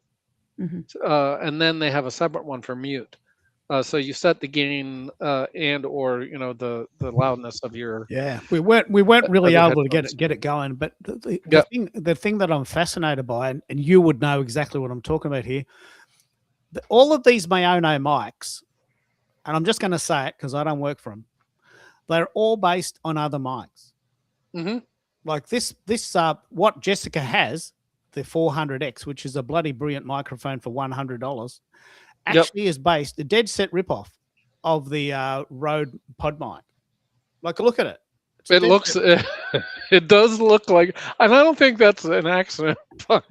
Oh, I'm sure it's not an accident. The more that I'm learning, when I saw it, I was like, oh, that looks like a cool mic. And like I've said, I actually looked back at my Amazon purchases, and it was on sale for $119 when I bought it. Right now, it's like $160. But look at that. This one's 250 Australian dollars. Looks the same. It would be different. It would be. Like a Maserati is not a Mazda, even though on the exterior they look the same. Right. They are different. I paid $89 for that stand, and I thought 200 or something for the Pod mic USB. Now it's the Pod mic USB. They also have just the Pod mic, which is significantly cheaper. That's XLR only. A lot of different features. But look at this one. Look, I mean, this only came out this week. This is brand new. Like, there's no way you could have known this. I didn't even know about this. Like, I didn't even know about this, and I'm looking for things. Like, well, the 200W is wireless, Keith. It is. I don't know about the quality. I don't know if I'd want a wireless mic, but I mean, they've had wireless mics for a long time. So, I mean, for what I do, I probably wouldn't want the wireless, but who knows? I mean, if you're having to walk around or something, maybe you want a wireless. This is mic. very loosely based on the Shure SM7B. That looks like it. And you look at those big podcasts with the Dyer River CEO, and they all have the the wireless. And so this is the model they're going for. But let's pick up on this, Jessica. I know you got to go soon. You said you would not trust the wireless thing because you've had so many tech issues in important moments, haven't you? I have. And it's really just when the Wi-Fi is not working, I'm not savvy enough to fix it on the fly. And, other people might not get frustrated and flustered through the process. It really does frustrate me. And so I like to have all my stuff plugged in. I like to know where I can find it. I know how I can turn things on and off. I still every once in a while get my, the wrong speaker if I'm not wanting to use my headphones. But even with my internet connection, we have Wi-Fi that we use throughout the house, and I use it all the time. But for my computer, I have it hardwired into the internet just because I've had unstable internet connections before because of Wi-Fi. Yeah. And so Anne-Marie had specifically bought the 100 because it was wireless. She specifically asked for it. And I said, to me, that's a bit of a gimmick. But then I really got it. Like, imagine if you can plug it into your phone. Yeah. Like, I have you think thought this? there's definitely a purpose for. I think you could really use this, and there's a lot of people who are going out and doing their TikToks or their on the street things, and this would be perfect for that. Um, for me, I'm doing more meetings and work on my computer at home, so I Mhm. can be wired in. I'm so pleased you said that because I was a bit worried that you might have had FOMO or buyer's remorse. No, no. What do you think, You America? and I had that whole conversation. It's like I see I see the benefit of it. I see where it's useful for my real when I'm doing my work that I'm getting paid for. I want to make sure my equipment is fully functioning all the time. My biggest worry with the wireless component is the stability of the signal, Mhm. the Bluetooth signal, and the fact that despite being, I guess, cordless and Bluetooth enabled, you're still going to have to go back and clean up that audio because there are going to be sounds that are going to get picked up no matter what you do because you can't treat a room that you're not in because you're out in the open, you're out in the public. Mhm. Yeah, it never really ever occurred to me about it. Hello, April. Jump in if you want to speak. I'm talking about some of the limitations of Substack. I have to check separately for people that are on Substack, and I have to then feed that information into them at a separate time. It's quite hard to do. But if you'd like to join us, April, you're very welcome to. I'll send you the link. But what it did occur to me is many people. This is where I think it'll really be really powerful. Many people call in on their phone and they sound terrible. They're already calling in on their phone. They're Mhm. already sounding terrible. This little gadget might just be the ticket, you know. It might just be enough. I mean, we've all had these people calling in on their phones and there's kids screaming and someone's mowing the lawn and they're in the kitchen and someone's got the lawnmower out and someone just before I started the show got the chainsaw out 9:30 in the morning chopping down a tree in the front yard. And I'm thinking, geez, you know, you can't get away from life noises. Yeah. But if some of these pieces of tech allow us to mitigate those, we still didn't ever get this voice isolation working on this model, but it is possible.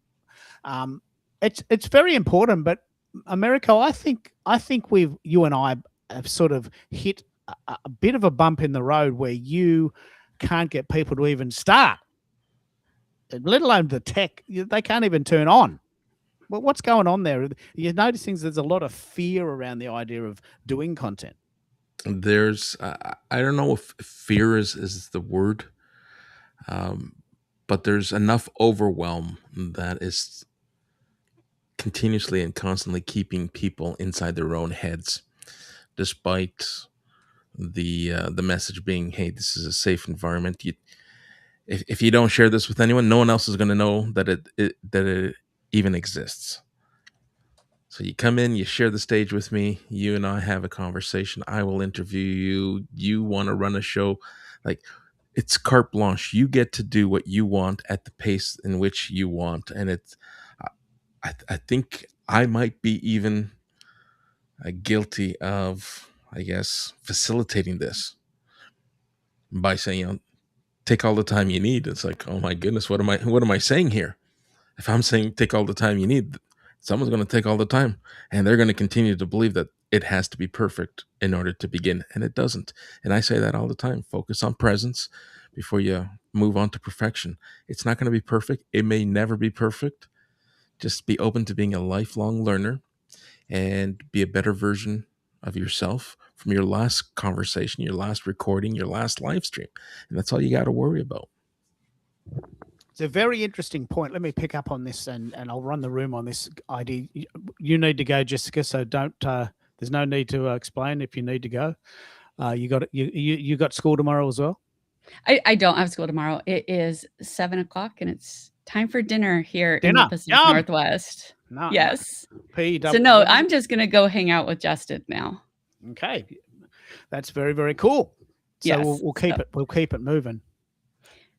Yes, Um, enjoy your time. I'm gonna jump off now. You guys keep continuing the conversation, and I will see you tomorrow, Keith. see you tomorrow. So, Okay. what I'm really interested here is that Anne Marie. I don't know if you saw this article, Mike, but it's pretty cool. So had this article called "The 6 Degrees of Substack." She was just amazed by how people are gathering together, and they just tend to show up on each other's shows. Right? It's a really cool article.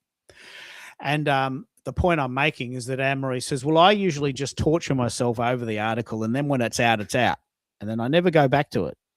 I said, "Well, that seems a bit of a shame." What I do is I just get the message out that's say 60% right, and then I tweak it as we go over the next couple of days. And she was amazed at the result of making ongoing changes rather than everything having to be perfect before she pushed play. And we're talking about this at length tomorrow, but I don't know if this is a thing, Americo, that people have to be perfect before they push start. And it is a bit of a trap, although I totally get it, because you don't want to look silly. You think that's what it is? People just have an aversion to sort of mucking up. They want it to be perfect before they start. So here's what I did this weekend. I had a couple of questions come up in a few threads in the community. And one of the questions was, well, I don't know what to say. I don't know what I'd be talking about. It's like, well, look at what you're doing. Look at your profession. Look at how you help others today. We're not asking you to be something that you're not. So I turned the question into a piece of content. I went live, and in terms of keeping it anonymous and helping protect and preserve the anonymity, I left the member's name out. And I went live and I said, "Hey, had a question arise from our community. Here's the question, and we're going to address this live. We're going to turn this into content, and this is going to turn into a real life lesson." And I went through it. I responded to the question, gave her a series of examples. Hey, based on your profession, based on your value proposition, here are some of the angles in which you can approach this. And I gave her suggestions from different angles. And then I turned it into a school module in the classroom. I then wrote a Substack article. I repurposed it. So I went through the entire workflow that the school community was designed for. And now there's a lesson there for anyone who has a question. And maybe I'm hoping that as more people come forward and ask questions, and I turn those questions into a live event, that they can see for themselves how easy it is. You don't have to overcomplicate it. You asked a question, I knew nothing about your field of expertise, and I turned it into a 15-minute segment. Imagine you, who are the expert in this particular field, how much longer you can carry it.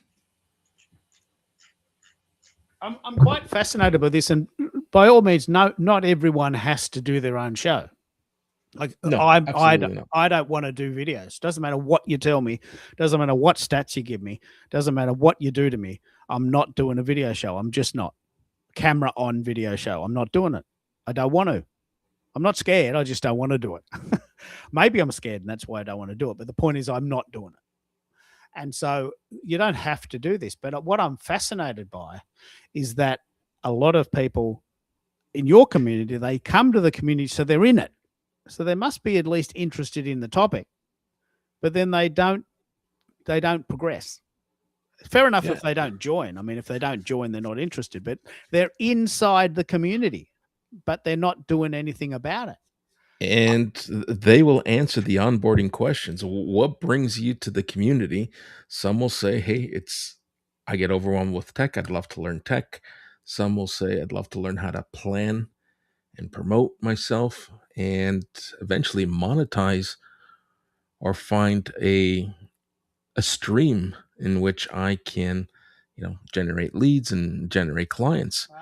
So they're all here with the intention to want to monetize their voice, to monetize their message. But when it comes time to roll up your sleeves, like, all right, let's start having the conversations.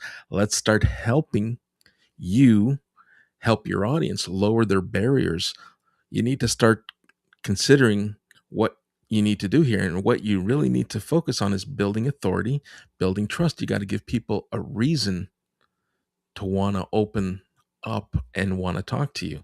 And if you're reluctant, and there's this all this reluctance to step and lean into the mic and talk about what you're so passionate about, then gaining that trust and building that authority is going to be a very steep climb for you. I think that's right. I mean, and let's pick up on this very clearly. There's three main ways to do this now. One is you can write articles. 40. I read a stat recently that 45% of people that are on Substack identify themselves as writers. Right. So that's what 45% of people on Substack think it's for: writing articles, reading everyone else's articles. Right. So I'm very much at a disadvantage there. But 25% of people say, you know what, I have no desire to talk myself, but I love to hear what you have to say. 25% of people prefer to hear content. And we know that about 50% of people love videos, and it's just too bad I'm not doing them. So I know I'm missing out on that. But I'd be interested to know, Mike, if we can have this conversation, not necessarily about yourself, but why do you think people are reluctant to step up to the mic?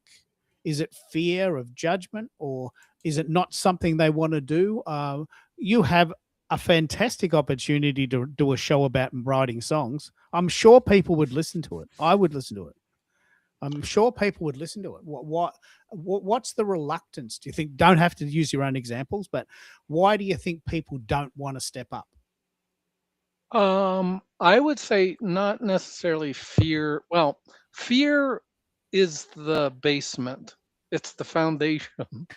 But for me, it's almost, well, and we've talked about this before, and I don't know how much this plays into other people's mindsets, but I have to have a clear use case for why.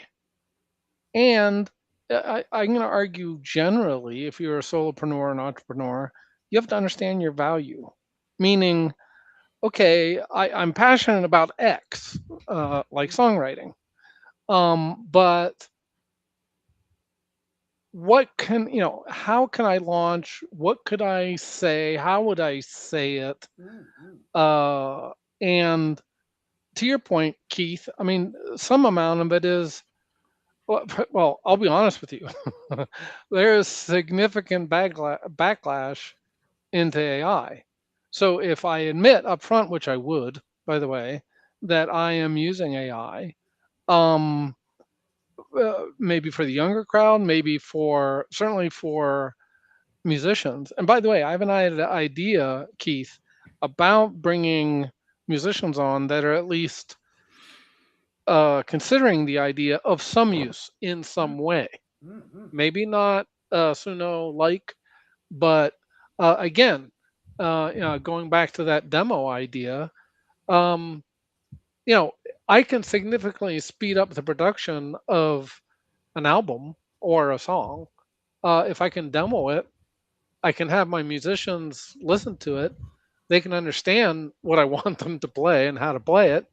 And then we go into the studio, and I'm not dinking around in the studio saying, I mean, you can tune it in the studio, I'm sure, and then you have your audio engineers and your mixers and your masterers, right?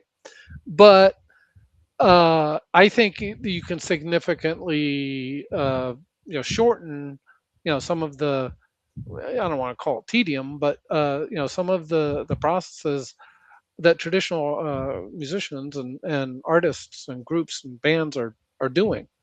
And then there's all sorts of stuff in the back end, like adminning and scheduling and trying to sort out the business, which a lot of artists aren't necessarily thinking deeply enough about. They have to understand the business side of it. They have to understand all of the stuff related to sync and to the money side. And then trying to sort out how to do that themselves, because I'm sorry, I don't believe the big boys are out to help you.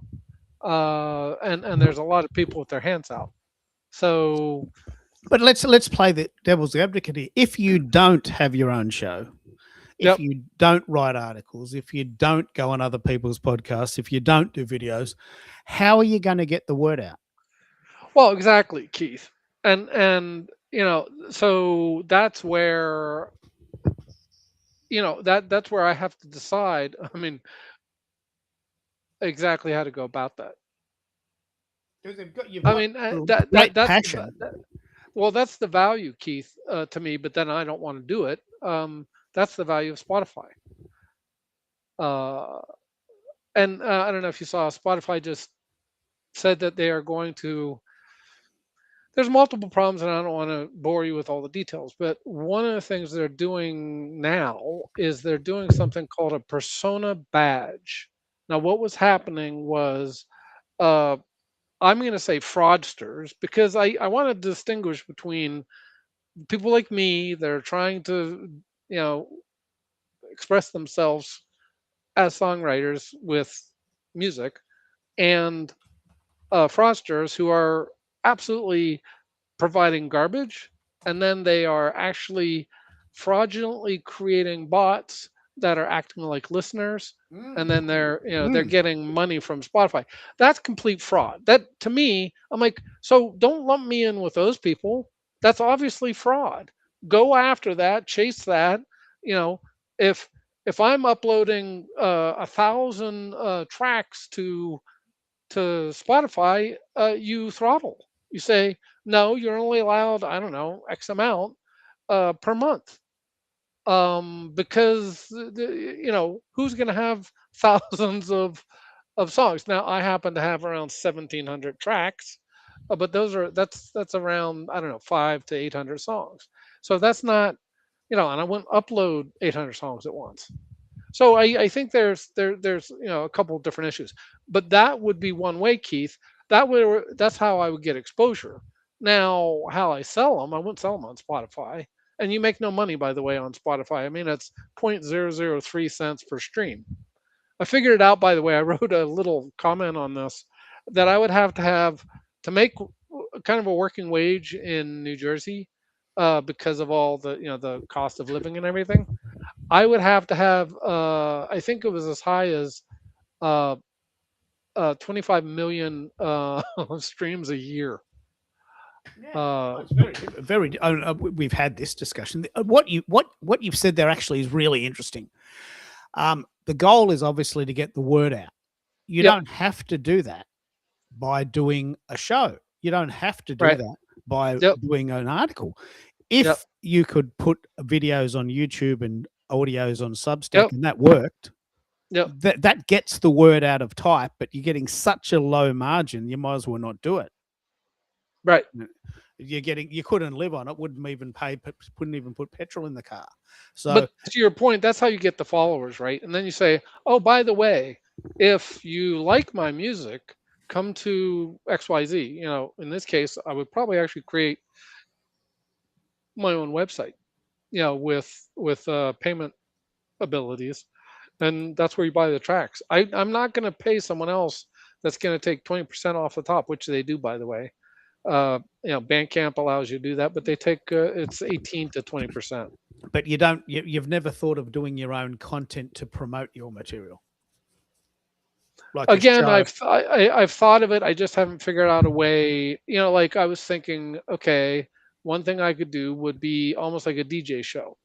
So I'd play a track, and then, to your point, Keith, I would talk about, okay, so what's behind this track? Because I have a number of tracks, as you know, that are bespoke, meaning I had a friend that passed.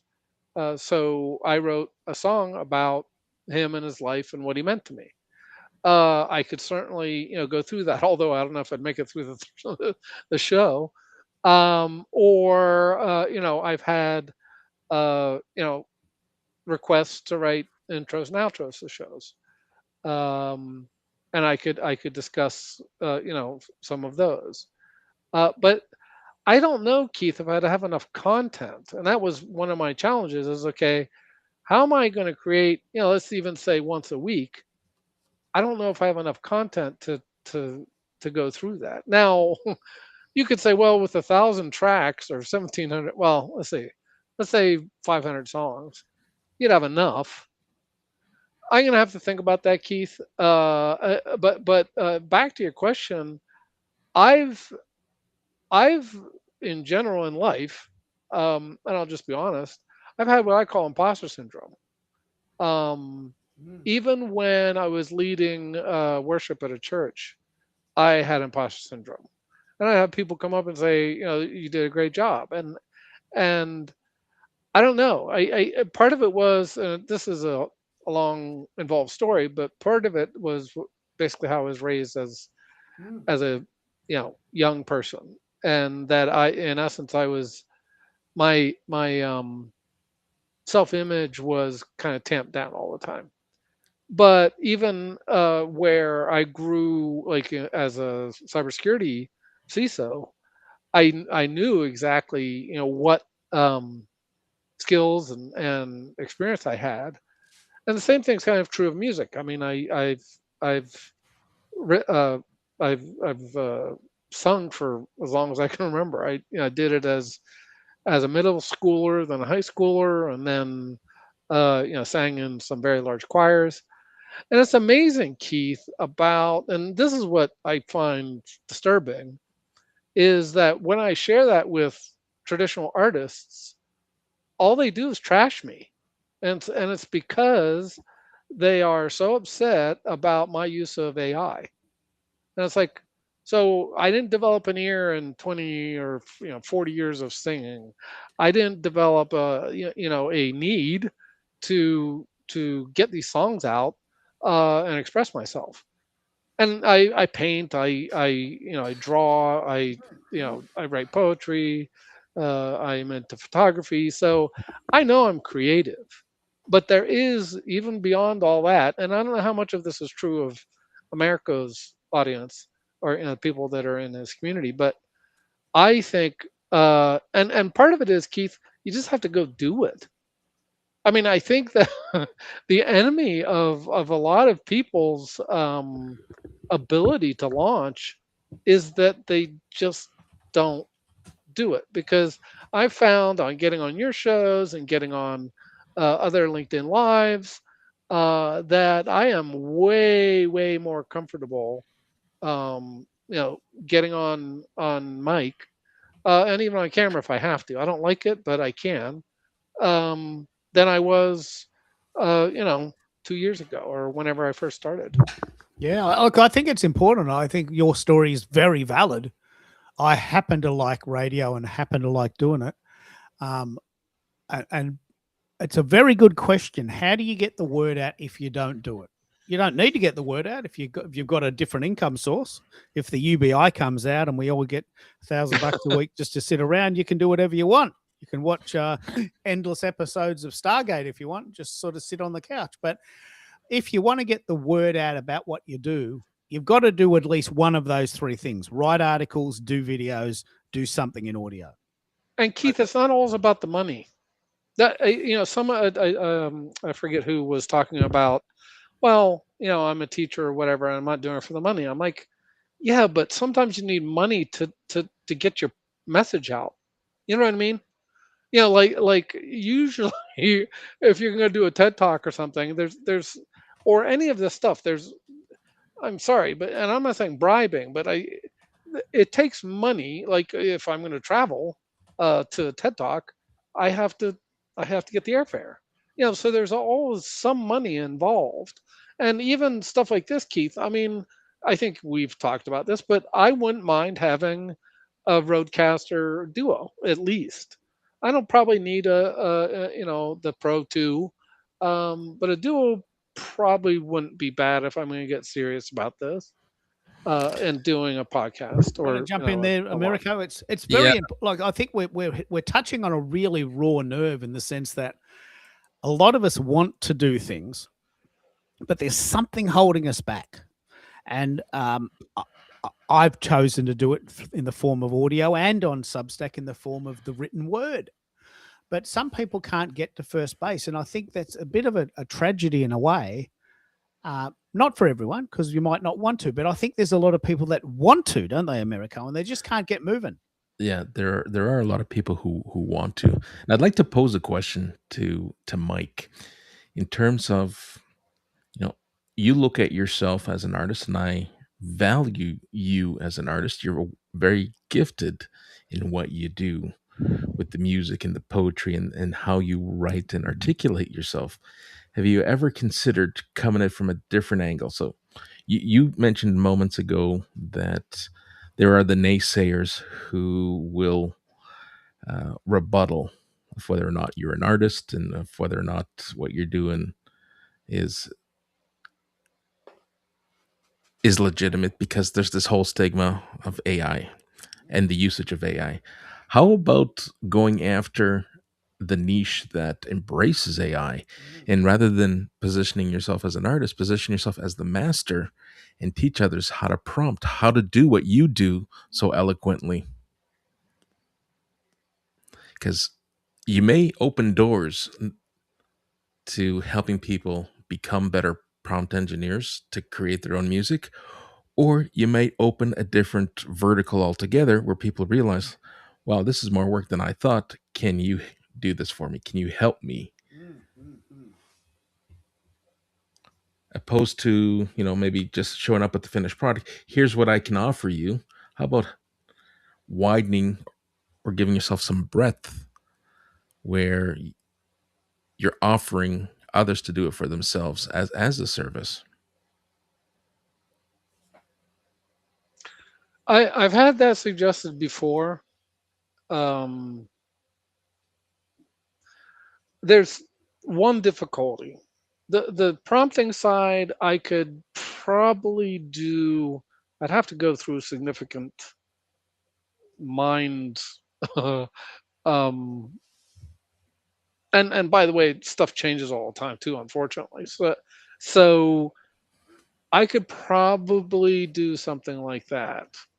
The challenge for me is, like the stuff that I've done for you and Keith and others, is I do a lot of research on the person. If I'm doing, like, by the way, I just wrote a song for a stranger.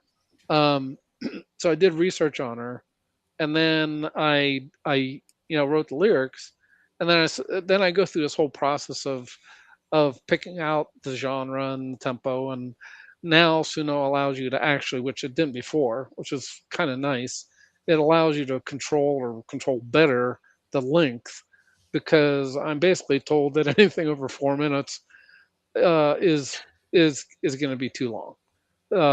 Very few of my songs go over that, but some of them do, and it's usually because of the journey that I'm trying to take people on, which is a whole nother thing. What you're explaining here, this is a skill. Like, you've just explained something in the last 10 minutes that I still don't understand. And I think people will pay you for this. People will say, look, I don't know what you know.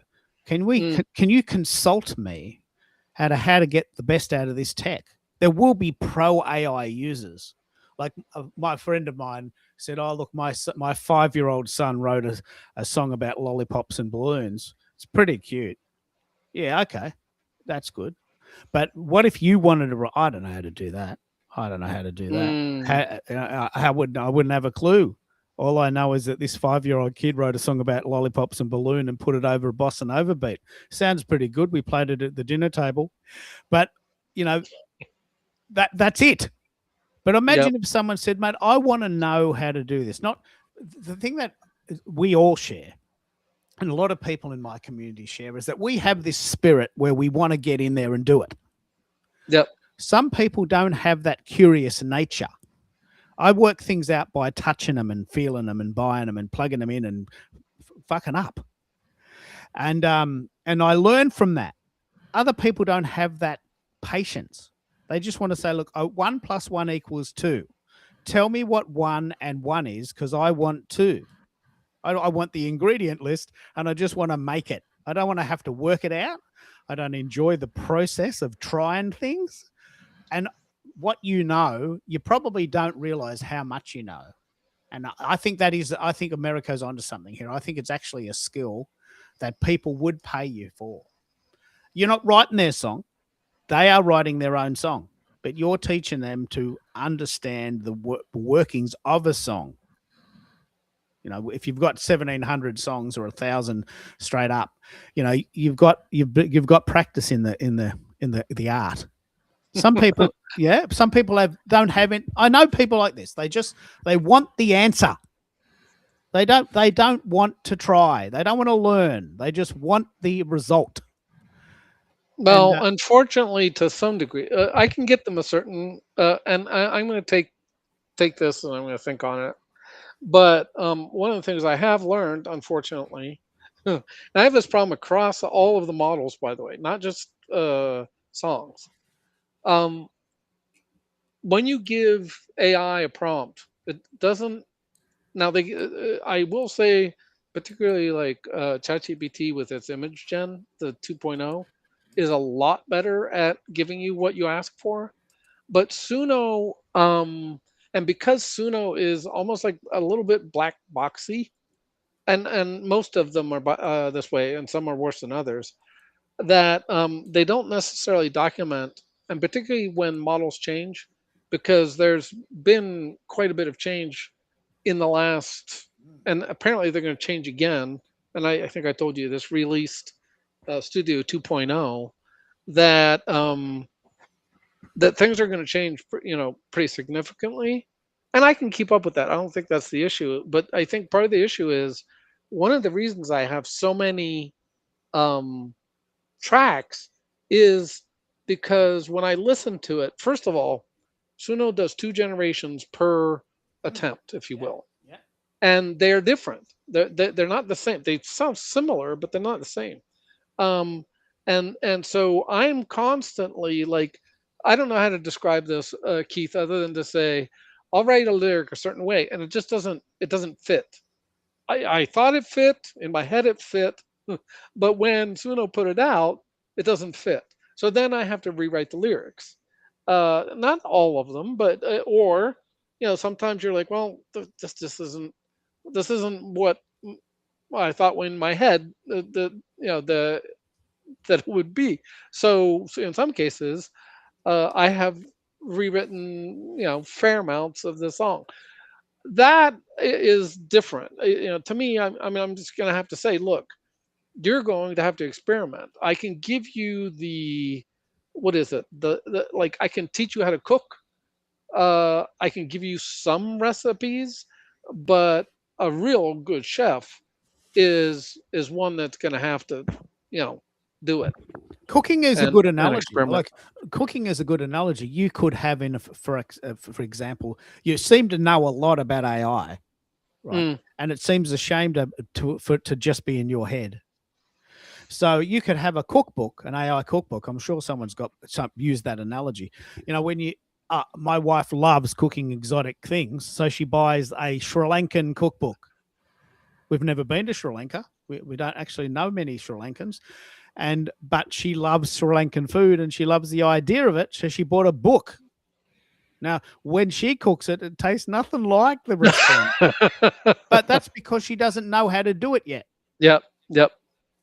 But she's willing to try. Okay, here it is. It's half a cup of coconut milk, and there's some garlic and ginger, and there's this funky thing called galangal, and there it is, it's curry powder. Let's mix that all up together, and we'll cook a beetroot curry. Sri Lankans do individual curries.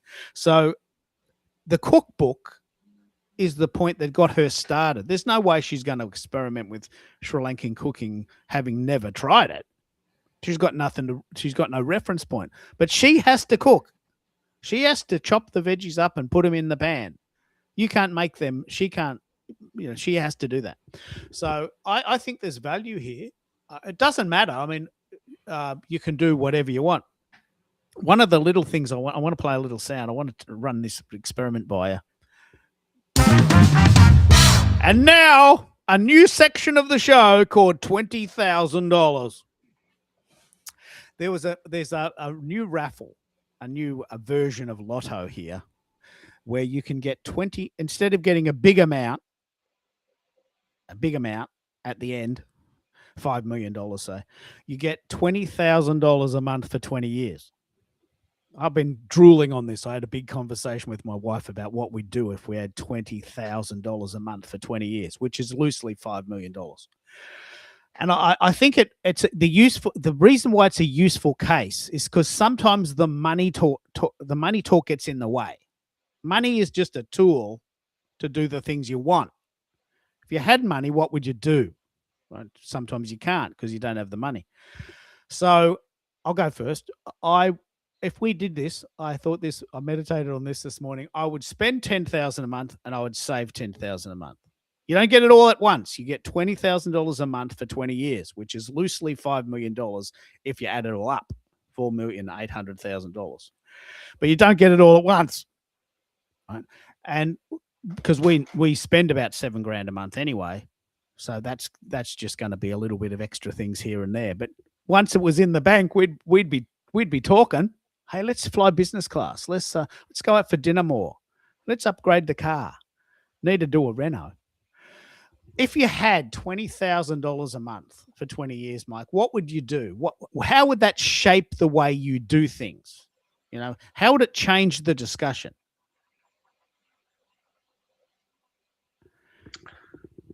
I think, well, first of all, it would give me, and to your point, I'd have to do the math, because at first, what I'd probably do, Keith, in all honesty, is I would build up a certain amount and then invest in that. So I wouldn't put it in the bank. Yeah. The bank doesn't make anywhere near a month.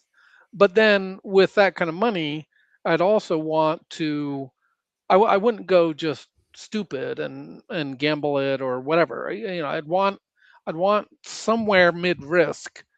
You know, and you know, the wisdom in the United States, which I don't know if it's true, but if you play the market and you do the indexes over time, you'd make a lot of money. I don't think I would do, you know, all 20,000. I don't know what that. Why would you need to play the market if you've already got 20,000? Because I'd want to make more.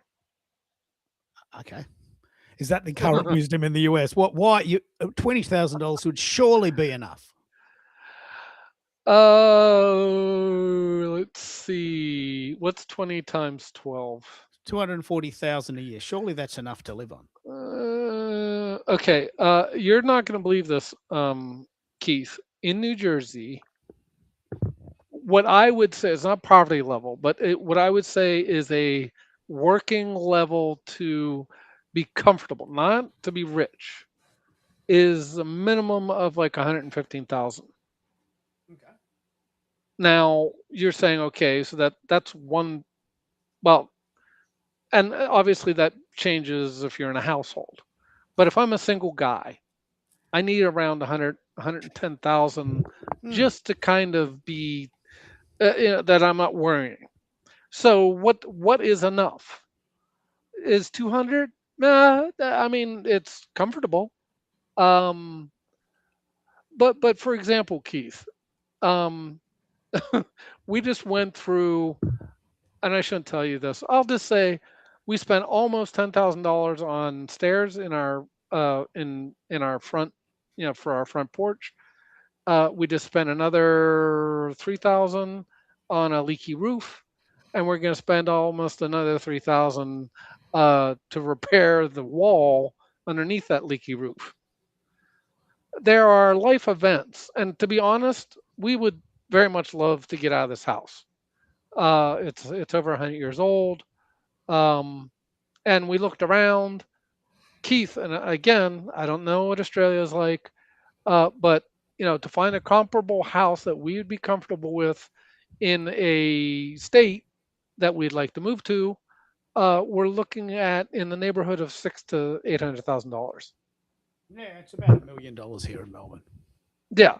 So, I mean, now that's probably about 400,000 to 500,000 short of what we can sell this house for. I think maybe we get 600, but that's still 400,000. So, you know, you have to sort that out, and then that's just real estate. That's not taxes. What's funny? What's really fascinating to me is even with all this money thrown at you, you haven't mentioned creating once. You've Well, mentioned life. obviously, well, no, but I mean, I said that because Keith, and we've talked. I think we've talked about this too. Is like for me to create. I really, really, really, really, really want to create decent, high quality video. I can't afford it. Yeah. Period. That's The right. cost of that right now, and I'd have to look, what that would be per year, but it's stupid. I mean, I've seen some as high as 100 or 200 or maybe even 300 a month. I Yeah. can't afford that. Yeah. So I know what you're saying, and then because Keith, that also has to do with. I mean, if I could do a music video, that would. And by the way, the video I want near the same quality as my songs. I mean, I could do a crappy video, and I did one. I have one up on YouTube. I'm not at all happy with because that's all I had money for. And by the way, I was using what I considered top tools. That was at the time anyway. And that's the other thing. Things are changing so fast. But like, there's a tool that I very much like to use. But we're talking is probably about 100 a month. So you've got And expensive tastes. You've got expensive well, tastes. Well, yeah, you've got tastes that are costly. I have tastes right now that are costly. Yeah. What And about that's you, not America? even that's not pro level, by the way, Keith. We're not even getting into the pro level stuff. Yeah, but we spend $7,000 a month. We're very comfortable. That's our level. We spend $7,000 a month, 85 grand a year. That's it. That's how much we spend. Just going to the shops and going out for tea and putting petrol in the car and going away for the occasional weekend. That's our budget. Our budget is $6,000, but we push it up to 7 just in case it blows out. $7,000 a month is our budget. So I know that $10,000 a month is easy for us because it's extra. And then I just save the other 10, and that's $120,000 after 12 months that I could invest, as you said, into something else. But $10,000 is enough. $20,000 is more than enough. We couldn't spend it. Like, we just wouldn't know what to pay. I'll yell out when I win it. I'll send you some money. But I wouldn't know what to spend $20,000 a month on. I just wouldn't know what to do. Surely people would come at me after that. But what about you, America? What if you won $20,000 a month for 20 years, loosely $5 million, but not all at once? How would that change your view of the world? So first and foremost, I think I can say with extreme confidence that I could live off of that. And similar to what you pointed out, I'd probably do a cash split, live off of the 10,000 and invest just to give me a longer runway. But in terms of cost of living, my first decision that I would make is how far can I stretch these dollars without investing, and that would mean moving away from where I am today altogether. I'd have no problems in turning my back on this country and going somewhere where my dollar gets me a lot further. Oh, wow. What a great Portugal, maybe? Yeah, Portugal is a wonderful place to live. And then if you just consider the travel and how easy it is to commute within Europe, as it's like, well, you're still in the landmass there, aren't you? You could probably get the train. You can fly, you can take the train, you can drive. Your options, and we're not that far, right? Yeah, if you go to Portugal, you got Spain to one side, you got France. It's the opportunities are just, there's an abundance of opportunity. Yeah, the reason I love doing this is because that exact comment with is a thing. Like, it is available if you pay, I don't know what it is, $10 a ticket. You can win $20,000 a month for 20 years. It's a thing. It's a product you can buy at the newsagents. And several of my friends do it. And we often talk about what would happen. But what it does is it facilitates a discussion about what would you do differently. I know we can live on $10,000. I know. We've been doing it for 37 years. I know we can do it. And then the other 10,000 would be bonuses. I wouldn't move to another country, but I can see your point. If Canada costs you X to live and Portugal costs you X minus 20%, and you're living in Europe, why wouldn't you do that? I get it. A lot of people would do that. what a great conversation. And so that would be the first thing you do. You'd move. I'd move to a spot that I'd know I'd get more out of that More bang money. for your buck. Yeah. Because if it's $20,000 and you move to Portugal, which is on the euro, it's not quite equal, but it's quite similar. Yeah, you would lose in the currency exchange, but you would get a lot more for less. Like if you ask someone who's native to Portugal, they say cost of living is through the roof, but that's because their minimum wage is maybe €1,000 a month, and it's hard to live off €1,000 a month. But 10,000 a year, 10,000 a month. or 10,000 a month, even at a 40% exchange rate, that's €6,000. You can live 5 times more than a local earning 1,000 on average. I love this discussion. What would you do once you got there, though? What would I do once I got there? I wouldn't work. Continue doing what I'm doing. I continue to, I guess, stretch my creative mind and see what there is to explore. And It's very, very interesting. I'm doing this research. The Australian dollar and the Canadian dollar are almost exact. yeah, 613 euros from the Australian dollar, 622 euros from the Canadian dollar. The US dollar is probably 80. Let me just check that. Has that ever occurred to you, Mike? Have you ever thought of moving? Yeah. I don't know if I told you, Keith. My wife's father was Portuguese. Portugal allowed first generation removed within a certain time period. I don't know if they're doing it anymore to get citizenship. So she is technically a citizen of Portugal as well as a citizen of the United States. We took a 7 or 8 day, maybe even longer. And anyway, it was over a week trip to Portugal. We went from Porto, which is in the north, all the way down to Albufeira and Faro, which are in the south. Albufeira is, kind of like it's very sunny, and there's a lot of what do they call them? Expatriates. So, and a lot of them speak English. So, she is fluent in Spanish, not Portuguese, but we got around very well in English in Portugal. So, Portugal would be a possibility. Yeah, I wouldn't mind. I'm a little worried about some of the countries. Like I don't think I would probably go to Turkey at the moment, although we're going there for vacation. I don't know if I'd want to live in Turkey or Libya or Israel. Probably wouldn't want to go to Israel. But it has occurred to you to live in another country? Yeah. Yep. I can honestly say it's never occurred to me. In fact, it was a really funny story. Carol, my wife, is very clever. She's got 3 degrees.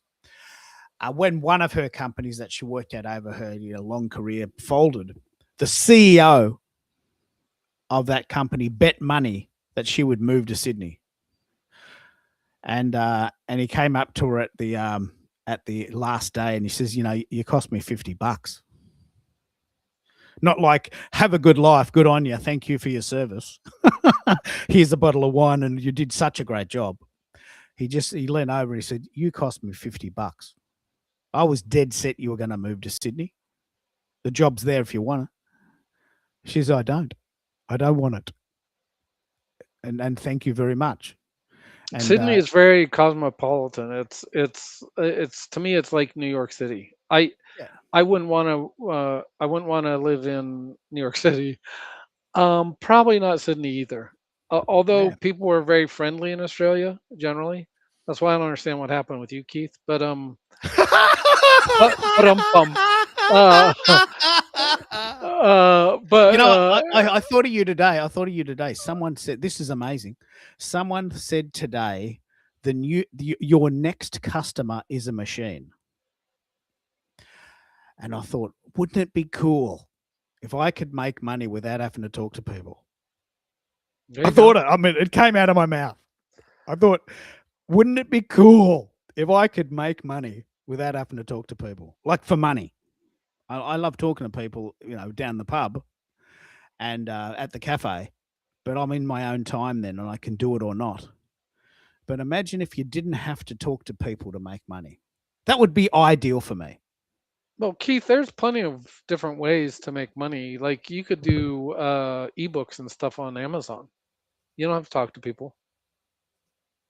Yeah. There's all sorts of ways to make money, and this is why I don't know if America's probably heard me talk about the idea of an abundant mindset versus the scarcity mindset, because I think one of the other reasons, Keith, that people and because we're fearful, I mean, we are fearful in some ways because we have a scarcity mindset versus abundance. And what I mean by that is there are actually a lot of choices. We may not think we have choices, they may not be attractive to us at the time. But I know that, for instance, my songwriting, if I hadn't started, Keith, I used to write poems for years, and I made the mistake once of reading them to coworkers. Now that was wrong place, wrong time, wrong audience, but it kind of hurt because my poems are my babies. So in essence, you're making fun of my ugly baby, or I didn't think they were ugly, but you're making fun of my babies. So I did for the longest time. I didn't share my poetry, and then on a Discord server, I don't know how it happened, but I found out that they had started a poetry reading circle thing, and it was a kind of a safe place to share, and I did, and now, like I said, I'm going to a live one here in my local town. But I think when you don't think you have choices, or when a life event or a lived experience has been negative, then you shut down your Yeah. I Of wrote course. an article about this called shrinking, but I was talking about shrinking. But if we have this mindset that we don't have choices, and that and sometimes, Keith, and I'm sorry, life sucks sometimes, and it It can does. be a challenge. But at the same time, like I believe that if you're living today, particularly in the West, Western society, we are we're living life, some of the best times, regardless of all the problems. I'm not saying we don't have problems, but we are living, both from a life expectancy perspective and just all around, we're probably living some of our best times in history.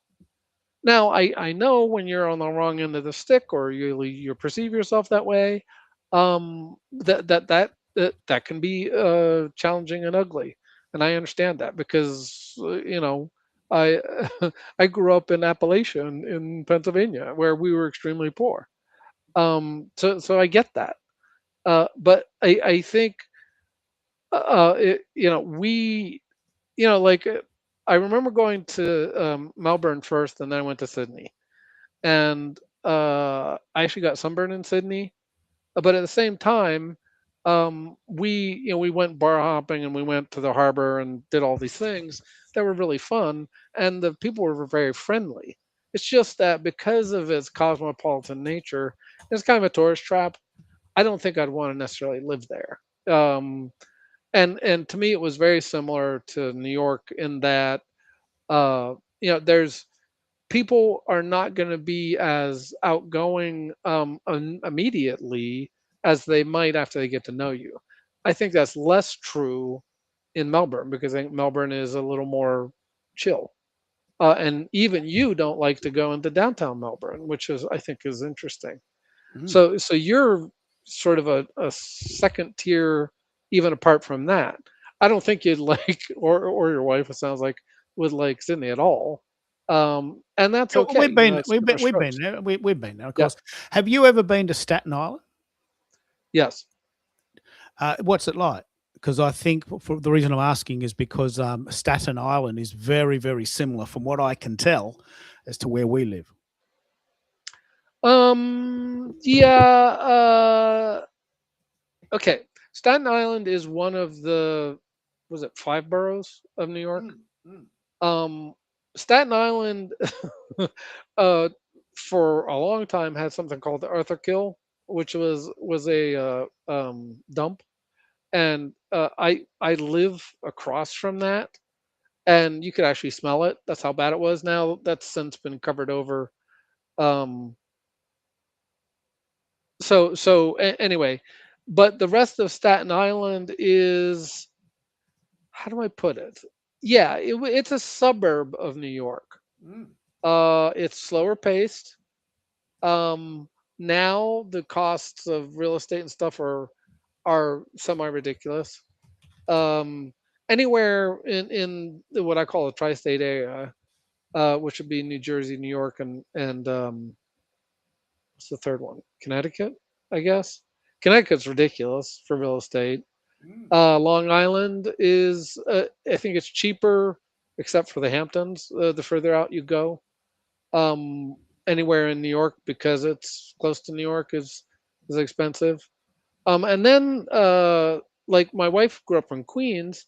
Um, it's become very multicultural. Uh, with a lot of first generation immigrants. So that's a whole nother color to to it. So, but New York itself, Manhattan, it's too busy for me, and now it's under a socialist mayor. To be honest with you, and even before that, it's just there's too much crime. There's too much nonsense to deal with. I don't know if they have this in Melbourne or Sydney, but they have something that when you take your car in during the day, they call it congestion pricing. That you pay ridiculous amount of money to get in and out. I think when we traveled to pick up my stepson from LaGuardia, I think our tolls were $45. So tolls have gotten stupid in and around the area here, like bridges and But tunnels. why don't you just get the train? Why don't you just get public transport? 'Cause Public it isn't- transport, public, it would be comparable maybe. the I'd price. have to look. Well, and the other thing is, we're going to go pick him up and have him hump his luggage on the train with us. They could. Wow. I mean, wow. Melbourne works on public transport. It's a public transport mecca. Everything's public transport here. Mm. You can drive, but I mean, we have fantastic public transport here. And that's The trains, the trains in New Jersey really suck, Keith. I mean, it's kind of we have something called New Jersey Transit. It's and then we have Amtrak. And New Jersey Transit blames Amtrak for track problems. It's just now buses. Again, all of these are relatively expensive, cheaper than car, yes, but not by much. And it's really the quality of the transport too. Yeah. Look, we've been going nearly 3 hours. I might play a song. I think Americo's stepped away. I'm back. Yeah, I'd be very interested. I might have a break, a cup of tea, and refresh. So I might play a song. Well, I'm really fascinated by what we're doing here. And I think what I'll do is I'll play multimodal. Anne Marie, who's a university professor of English, the exact opposite of who I am, because I left school in year 11 because of English, because they made me read Pygmalion. So we've been chatting that I don't think the written word is as powerful as it once was in communication. Geez, that's a big statement.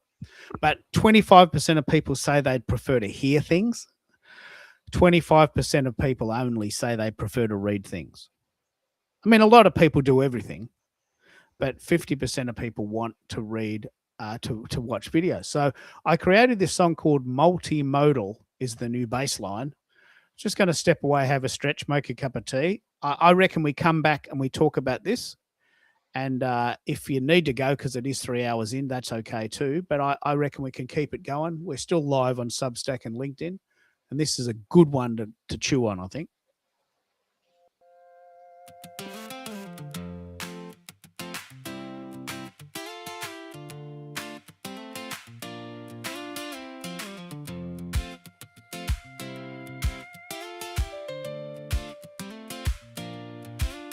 Let's go multimodal everywhere we go, from a single post to a video.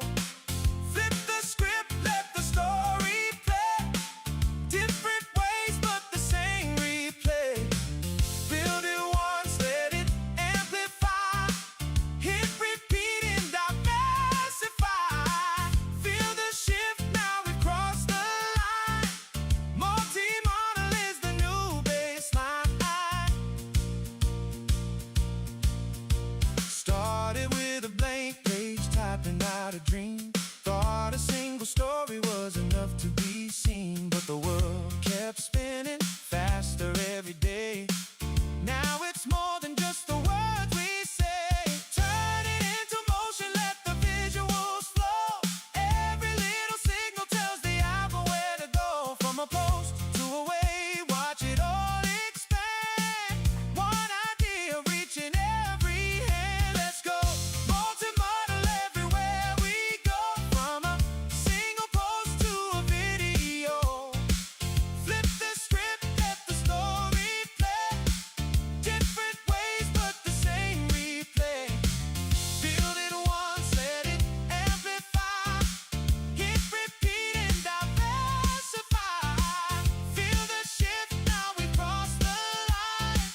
Multimodal is the new baseline. Clip it to a reel, turn it to a sound. Drop it in a note, let it circle round. Every platform singing the same refrain. Different format, same heartbeat, same brain. Link it all together, let the story breathe.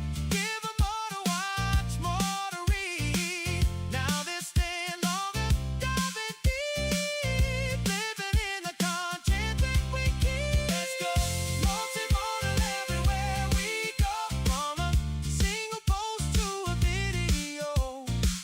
Flip the script, let the story play. Different ways, but the same replay. Build it once, let it amplify. Hit repeat and diversify. Feel the shift, now we've crossed the line. Multimodal is the new baseline. It's a system, it's a rhythm, it's a living thing. Every post a doorway, every link going. From a thought to an info, watch it grow. You don't follow trend, you run the show. Text to image, audio to stream. Feeling like a universe bigger than a dream. Don't just publish, amplify.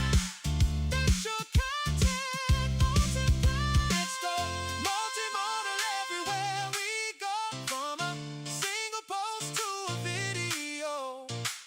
Flip the script, let the story play.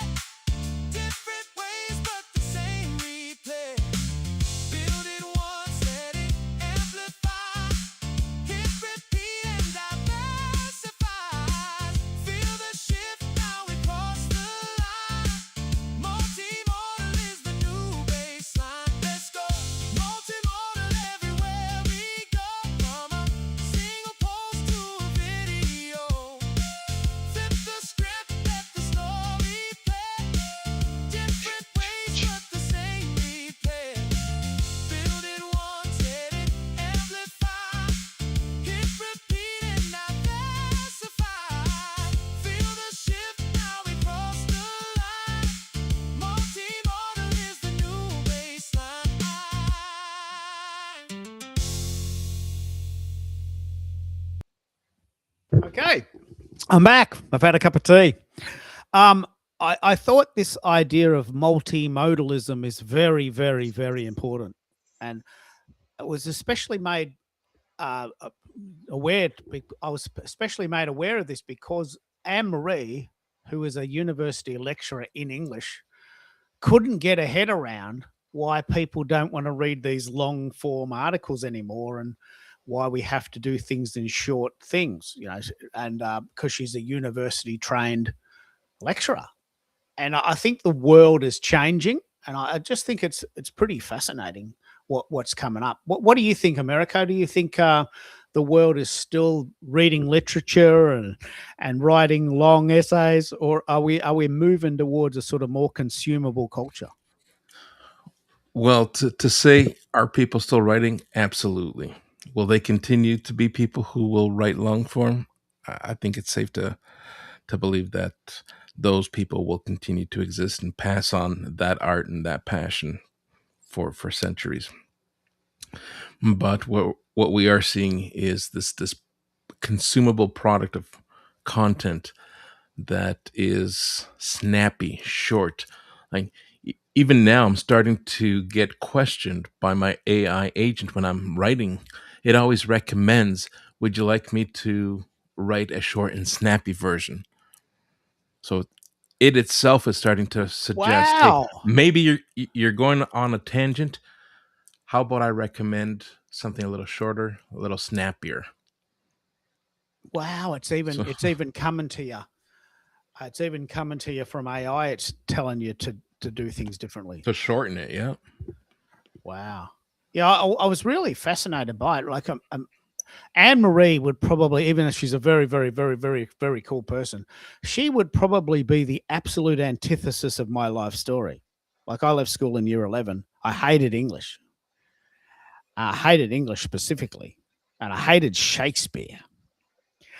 And I still can't see the point of reading articles about a guy that died in 1616. Like, he died over 400 years ago. I mean, that should say it enough in itself. But apparently, people still love him.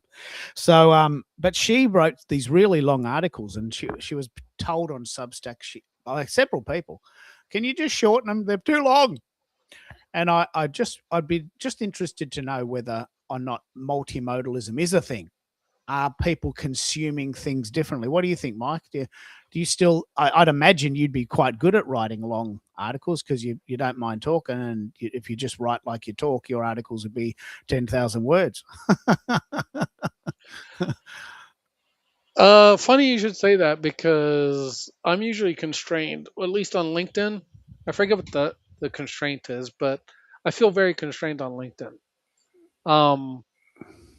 Oh wait, no, it's posts are short, comments are I think even shorter, articles are longer. Mm. Although even my articles, I'd have to do a word count, but Keith, often I'm trying to talk about relatively dense subjects. Like I did an examination of the Gemma case, the Gemma versus Suno case.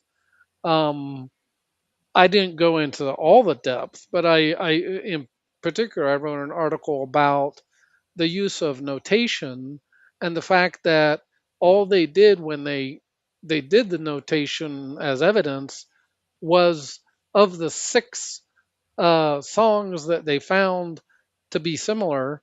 And I'm like, well, why not do? And I found out later they did 7,558 uh, samples. And so why didn't they get the notations of of those samples and then do an analysis on all 7,558 to find six that were similar?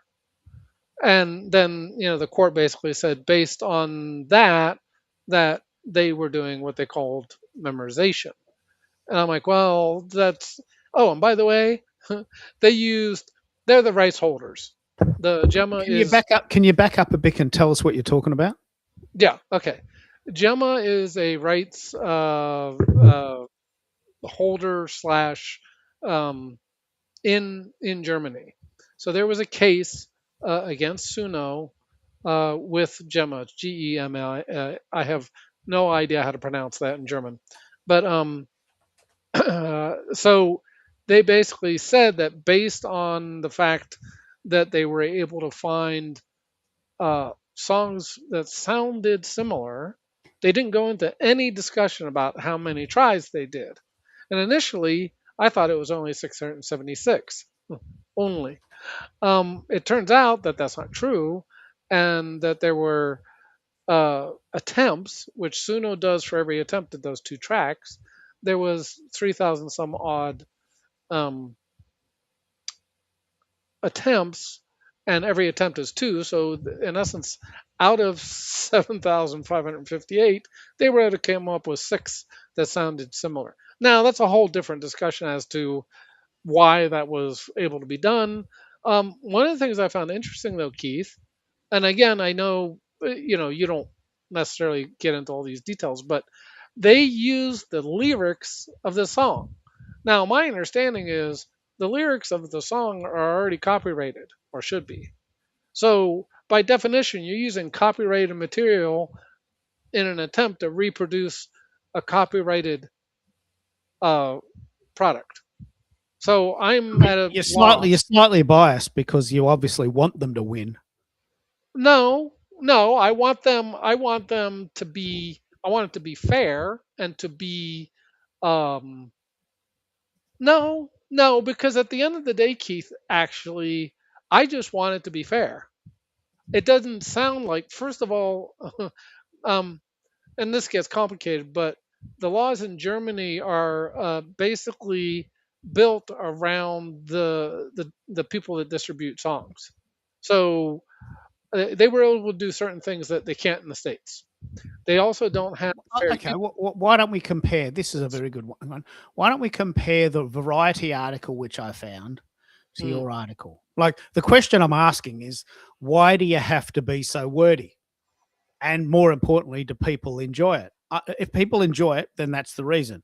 If people enjoy your long film writing, which is the question I'm asking, then keep doing it. But why do you have to be so wordy? I don't think I could get, well, let's put it this way. I've tried and I do try to condense them to your point, Keith, but I don't think I could get my point across in less, in the same way, in less words. Because what happens when you condense is you lose a lot of context. Hmm. No, that's But okay. but I to your mean, but to your point, Keith, I will say I want to go back to this multimodal thing, and we've talked about this before. A lot of YouTube shows I listen to. They are video shows. I don't watch them. I listen to them.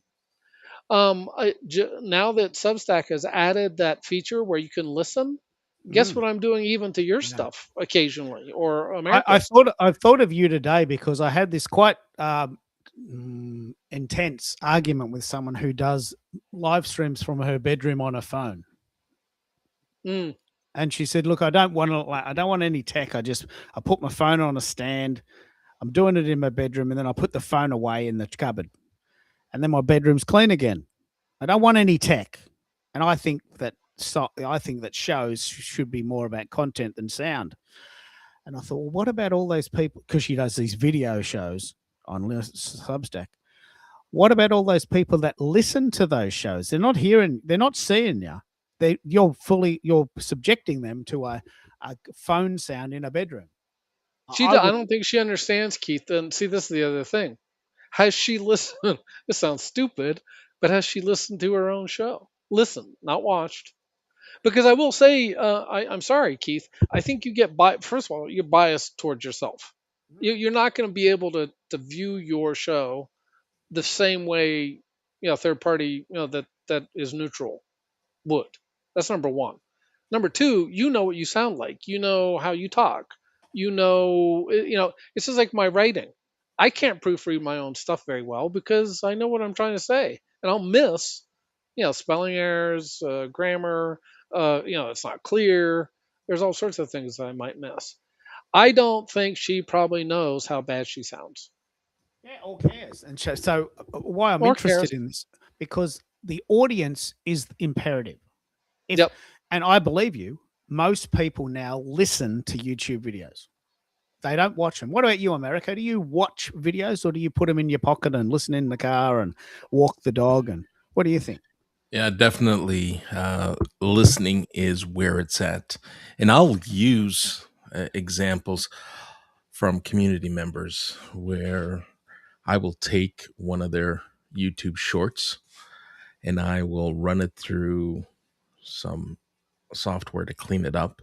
I'll use, what am I using right now that's working really well? Adobe Podcast. Adobe Podcast. Okay. Yeah. And I'll clean it up and I'll send it back to them. And I'll ask them, can you hear the difference? It's like, oh my God. Oh my goodness. And they are so grateful. It's like, all right, so it becomes a lesson for them, for those who, I'm fine just being on my mobile phone. But when I remove the birds chirping, like this one, I invited her to join us today, and she responded to my DM, but didn't end up joining us here today. She was recording a video to her school community. She was sitting on a park bench and the birds were chirping and there was a breeze and you could hear the breeze. And she had some costume jewelry that kept banging on the park, the picnic table. And you could hardly hear her. And the same lesson that you taught me when I was joining these live calls in the car is what I'm trying to pay forward to help people appreciate the difference between sounding good versus sounding great. I'm 'Cause- very inspired by this product. It's the free version gives you 30 minutes a month, I think, or and the paid version is only $10. Tell us about it. It looks good. Very good. The paid version, I'm just on the cusp of paying for this because you can do video with the paid version, where right now with the free version, it still gives you a decent amount of time and data that you can clean up. But I have to convert it from MP4 to MP3 and then stitch it together on an editing platform to bring the sound together, the clean sound back to the video. But it's only a handful of minutes doing it on a short clip, just as a demonstration as to the value, as to why people want to be members of this community, because it's more than just going live.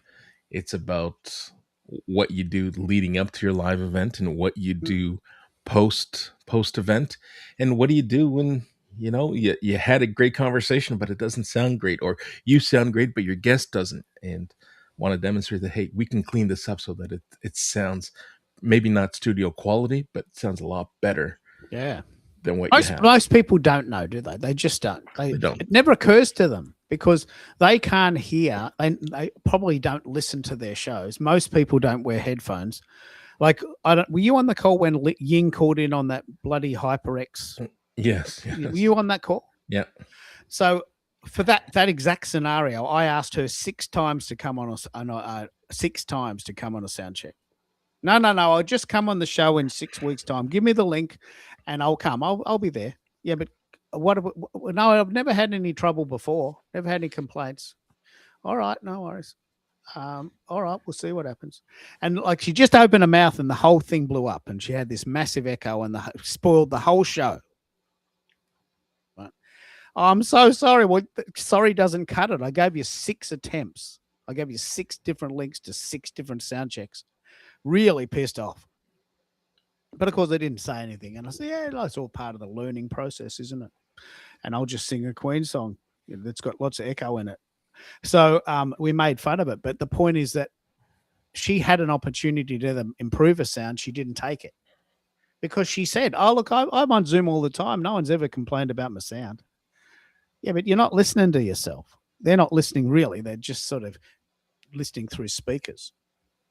So that's a very good product. I'm very inspired by that. The free version is pretty good. The free version has done enough. last week, was it last week or the week prior? We were talking about Opus Clip, Mm. and I had shared like Opus Clip isn't doing enough with its free version to entice people to want to pay for their product.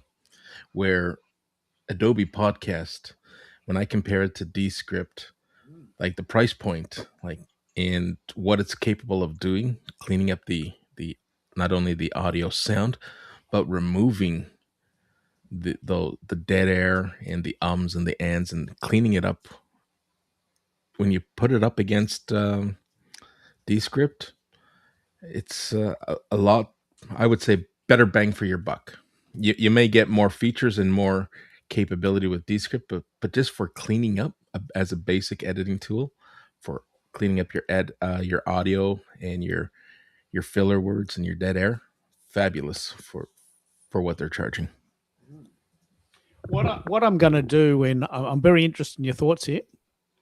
This week, out of nowhere, with no provocation, someone threw money at me, $5. Someone upgraded to paid. I didn't even know who they were. They just came across my site, paid me $5. And so suddenly I'm thinking, shit, I've got to now have a product that I can give them. Yeah, amazing. So what I'm going to do in September is I'm going to do a series of shows that are not live. And I was going to use Google Meet, but I don't like it. So I'm going to do a series of these shows, but only for subscribers. And then if more paid subscribers pay, then we'll do more. But what you and I are doing specifically is of massive value to your audience. Massive. You know, what I was really hoping some of the people from your community would come, because we chatted about microphones. We had an in-depth discussion about what microphones are. That's valuable.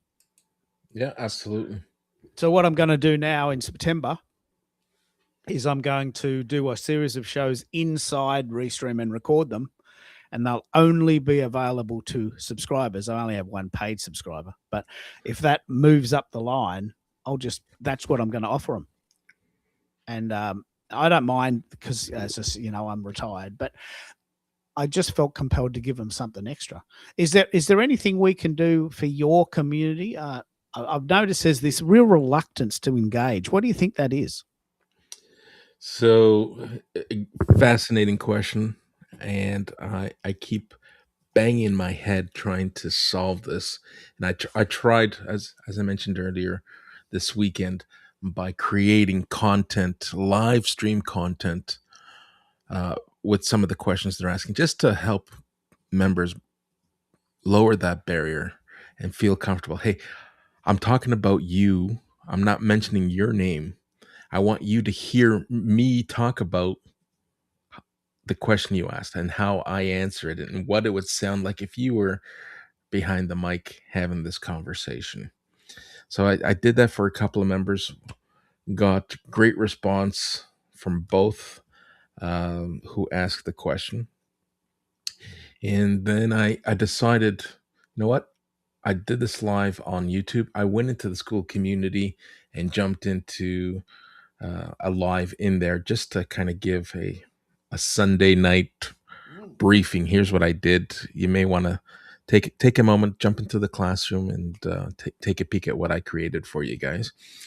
And Carrie, who was one of the members who asked the question, she jumped on the call, and we had a fabulous conversation. But I'm trying to find ways to answer your original question. I'm trying to find ways to improve the engagement. I've got it up to 51% this weekend. So half of the people are engaging, which is great. I think some of the people, when I look at when they've joined and when they last engaged, it may have been an impulse. And, all right, like you pointed out earlier, this is a great community to be part of. When I get around to going live, or when things are perfect, I can come back and revisit and have this resource ready for me, which has me thinking, it's like, all right, I'm building all these resources and these assets in my classroom. I'm giving them away for nothing. Are people coming and engaging in reading? Because that's not the way I want them to learn. Everyone can learn that way, and I want to deliver a different experience. So I'm thinking of moving all my classroom resources into a paid tier, and it's not going to be that much. It'll be, $5 a month. And instead of front loading my tiers with services, I'll move the services into a different area of the community, but give someone, hey, for $5, I get all these resources, all access to the replays, and that might be enough. And you got me thinking with that whole tripwire. There's another community member who did that, and he's got a few communities, and they're over the last weekend. One of my community members who hosts another community decided, you know what, I'm going to break out. I'm going to branch out and create a YouTube channel community exclusively just dedicated to YouTube. And he took that tripwire approach. First, we're going to debut this at $5 a year, a subscription model. For $5, you can be part of the community. It's a limited time offer. We're only doing it on the opening weekend. On Monday, it's going to $5 a month. Yeah. He had 147 people sign up over the weekend. Yeah. It's a very powerful idea because it's not much money and it gets them engaged. And I love this idea. You're doing all this work, then put it behind a $5 a month product, and then do these launches that look special offer for one weekend, 1 week, $5 a year, just this one time. It goes to $5 a month is actually a very good deal, but $5 a year is just a genius idea. But it's not much money for you. So I think that's where we're going. Yeah, I think that's where I have to take it. As much as I wanted to keep free, I don't know that I'm doing myself or the community the service and providing the service that is intended. I want people to be here intentional. I want people to feel that there's something of value for $5. And sure, if they still want to read, great. That's their prerogative, but they're in it for the wrong reasons. What I really want people to bring themselves to is want to be either guest speakers and have this platform, whether it's myself hosting it or myself offering and becoming a conduit to help people practice, get their reps in, test out their tech with you as a strong collaborator, and pointing people in your direction when it comes to the sound. Like, there's so much potential here. And the thing that amazes me is that people have already joined, but they're not engaging. So like they sort of hope that by just joining, they're going to learn it without even trying. It's really bizarre. And it's like signing up for a course and not attending.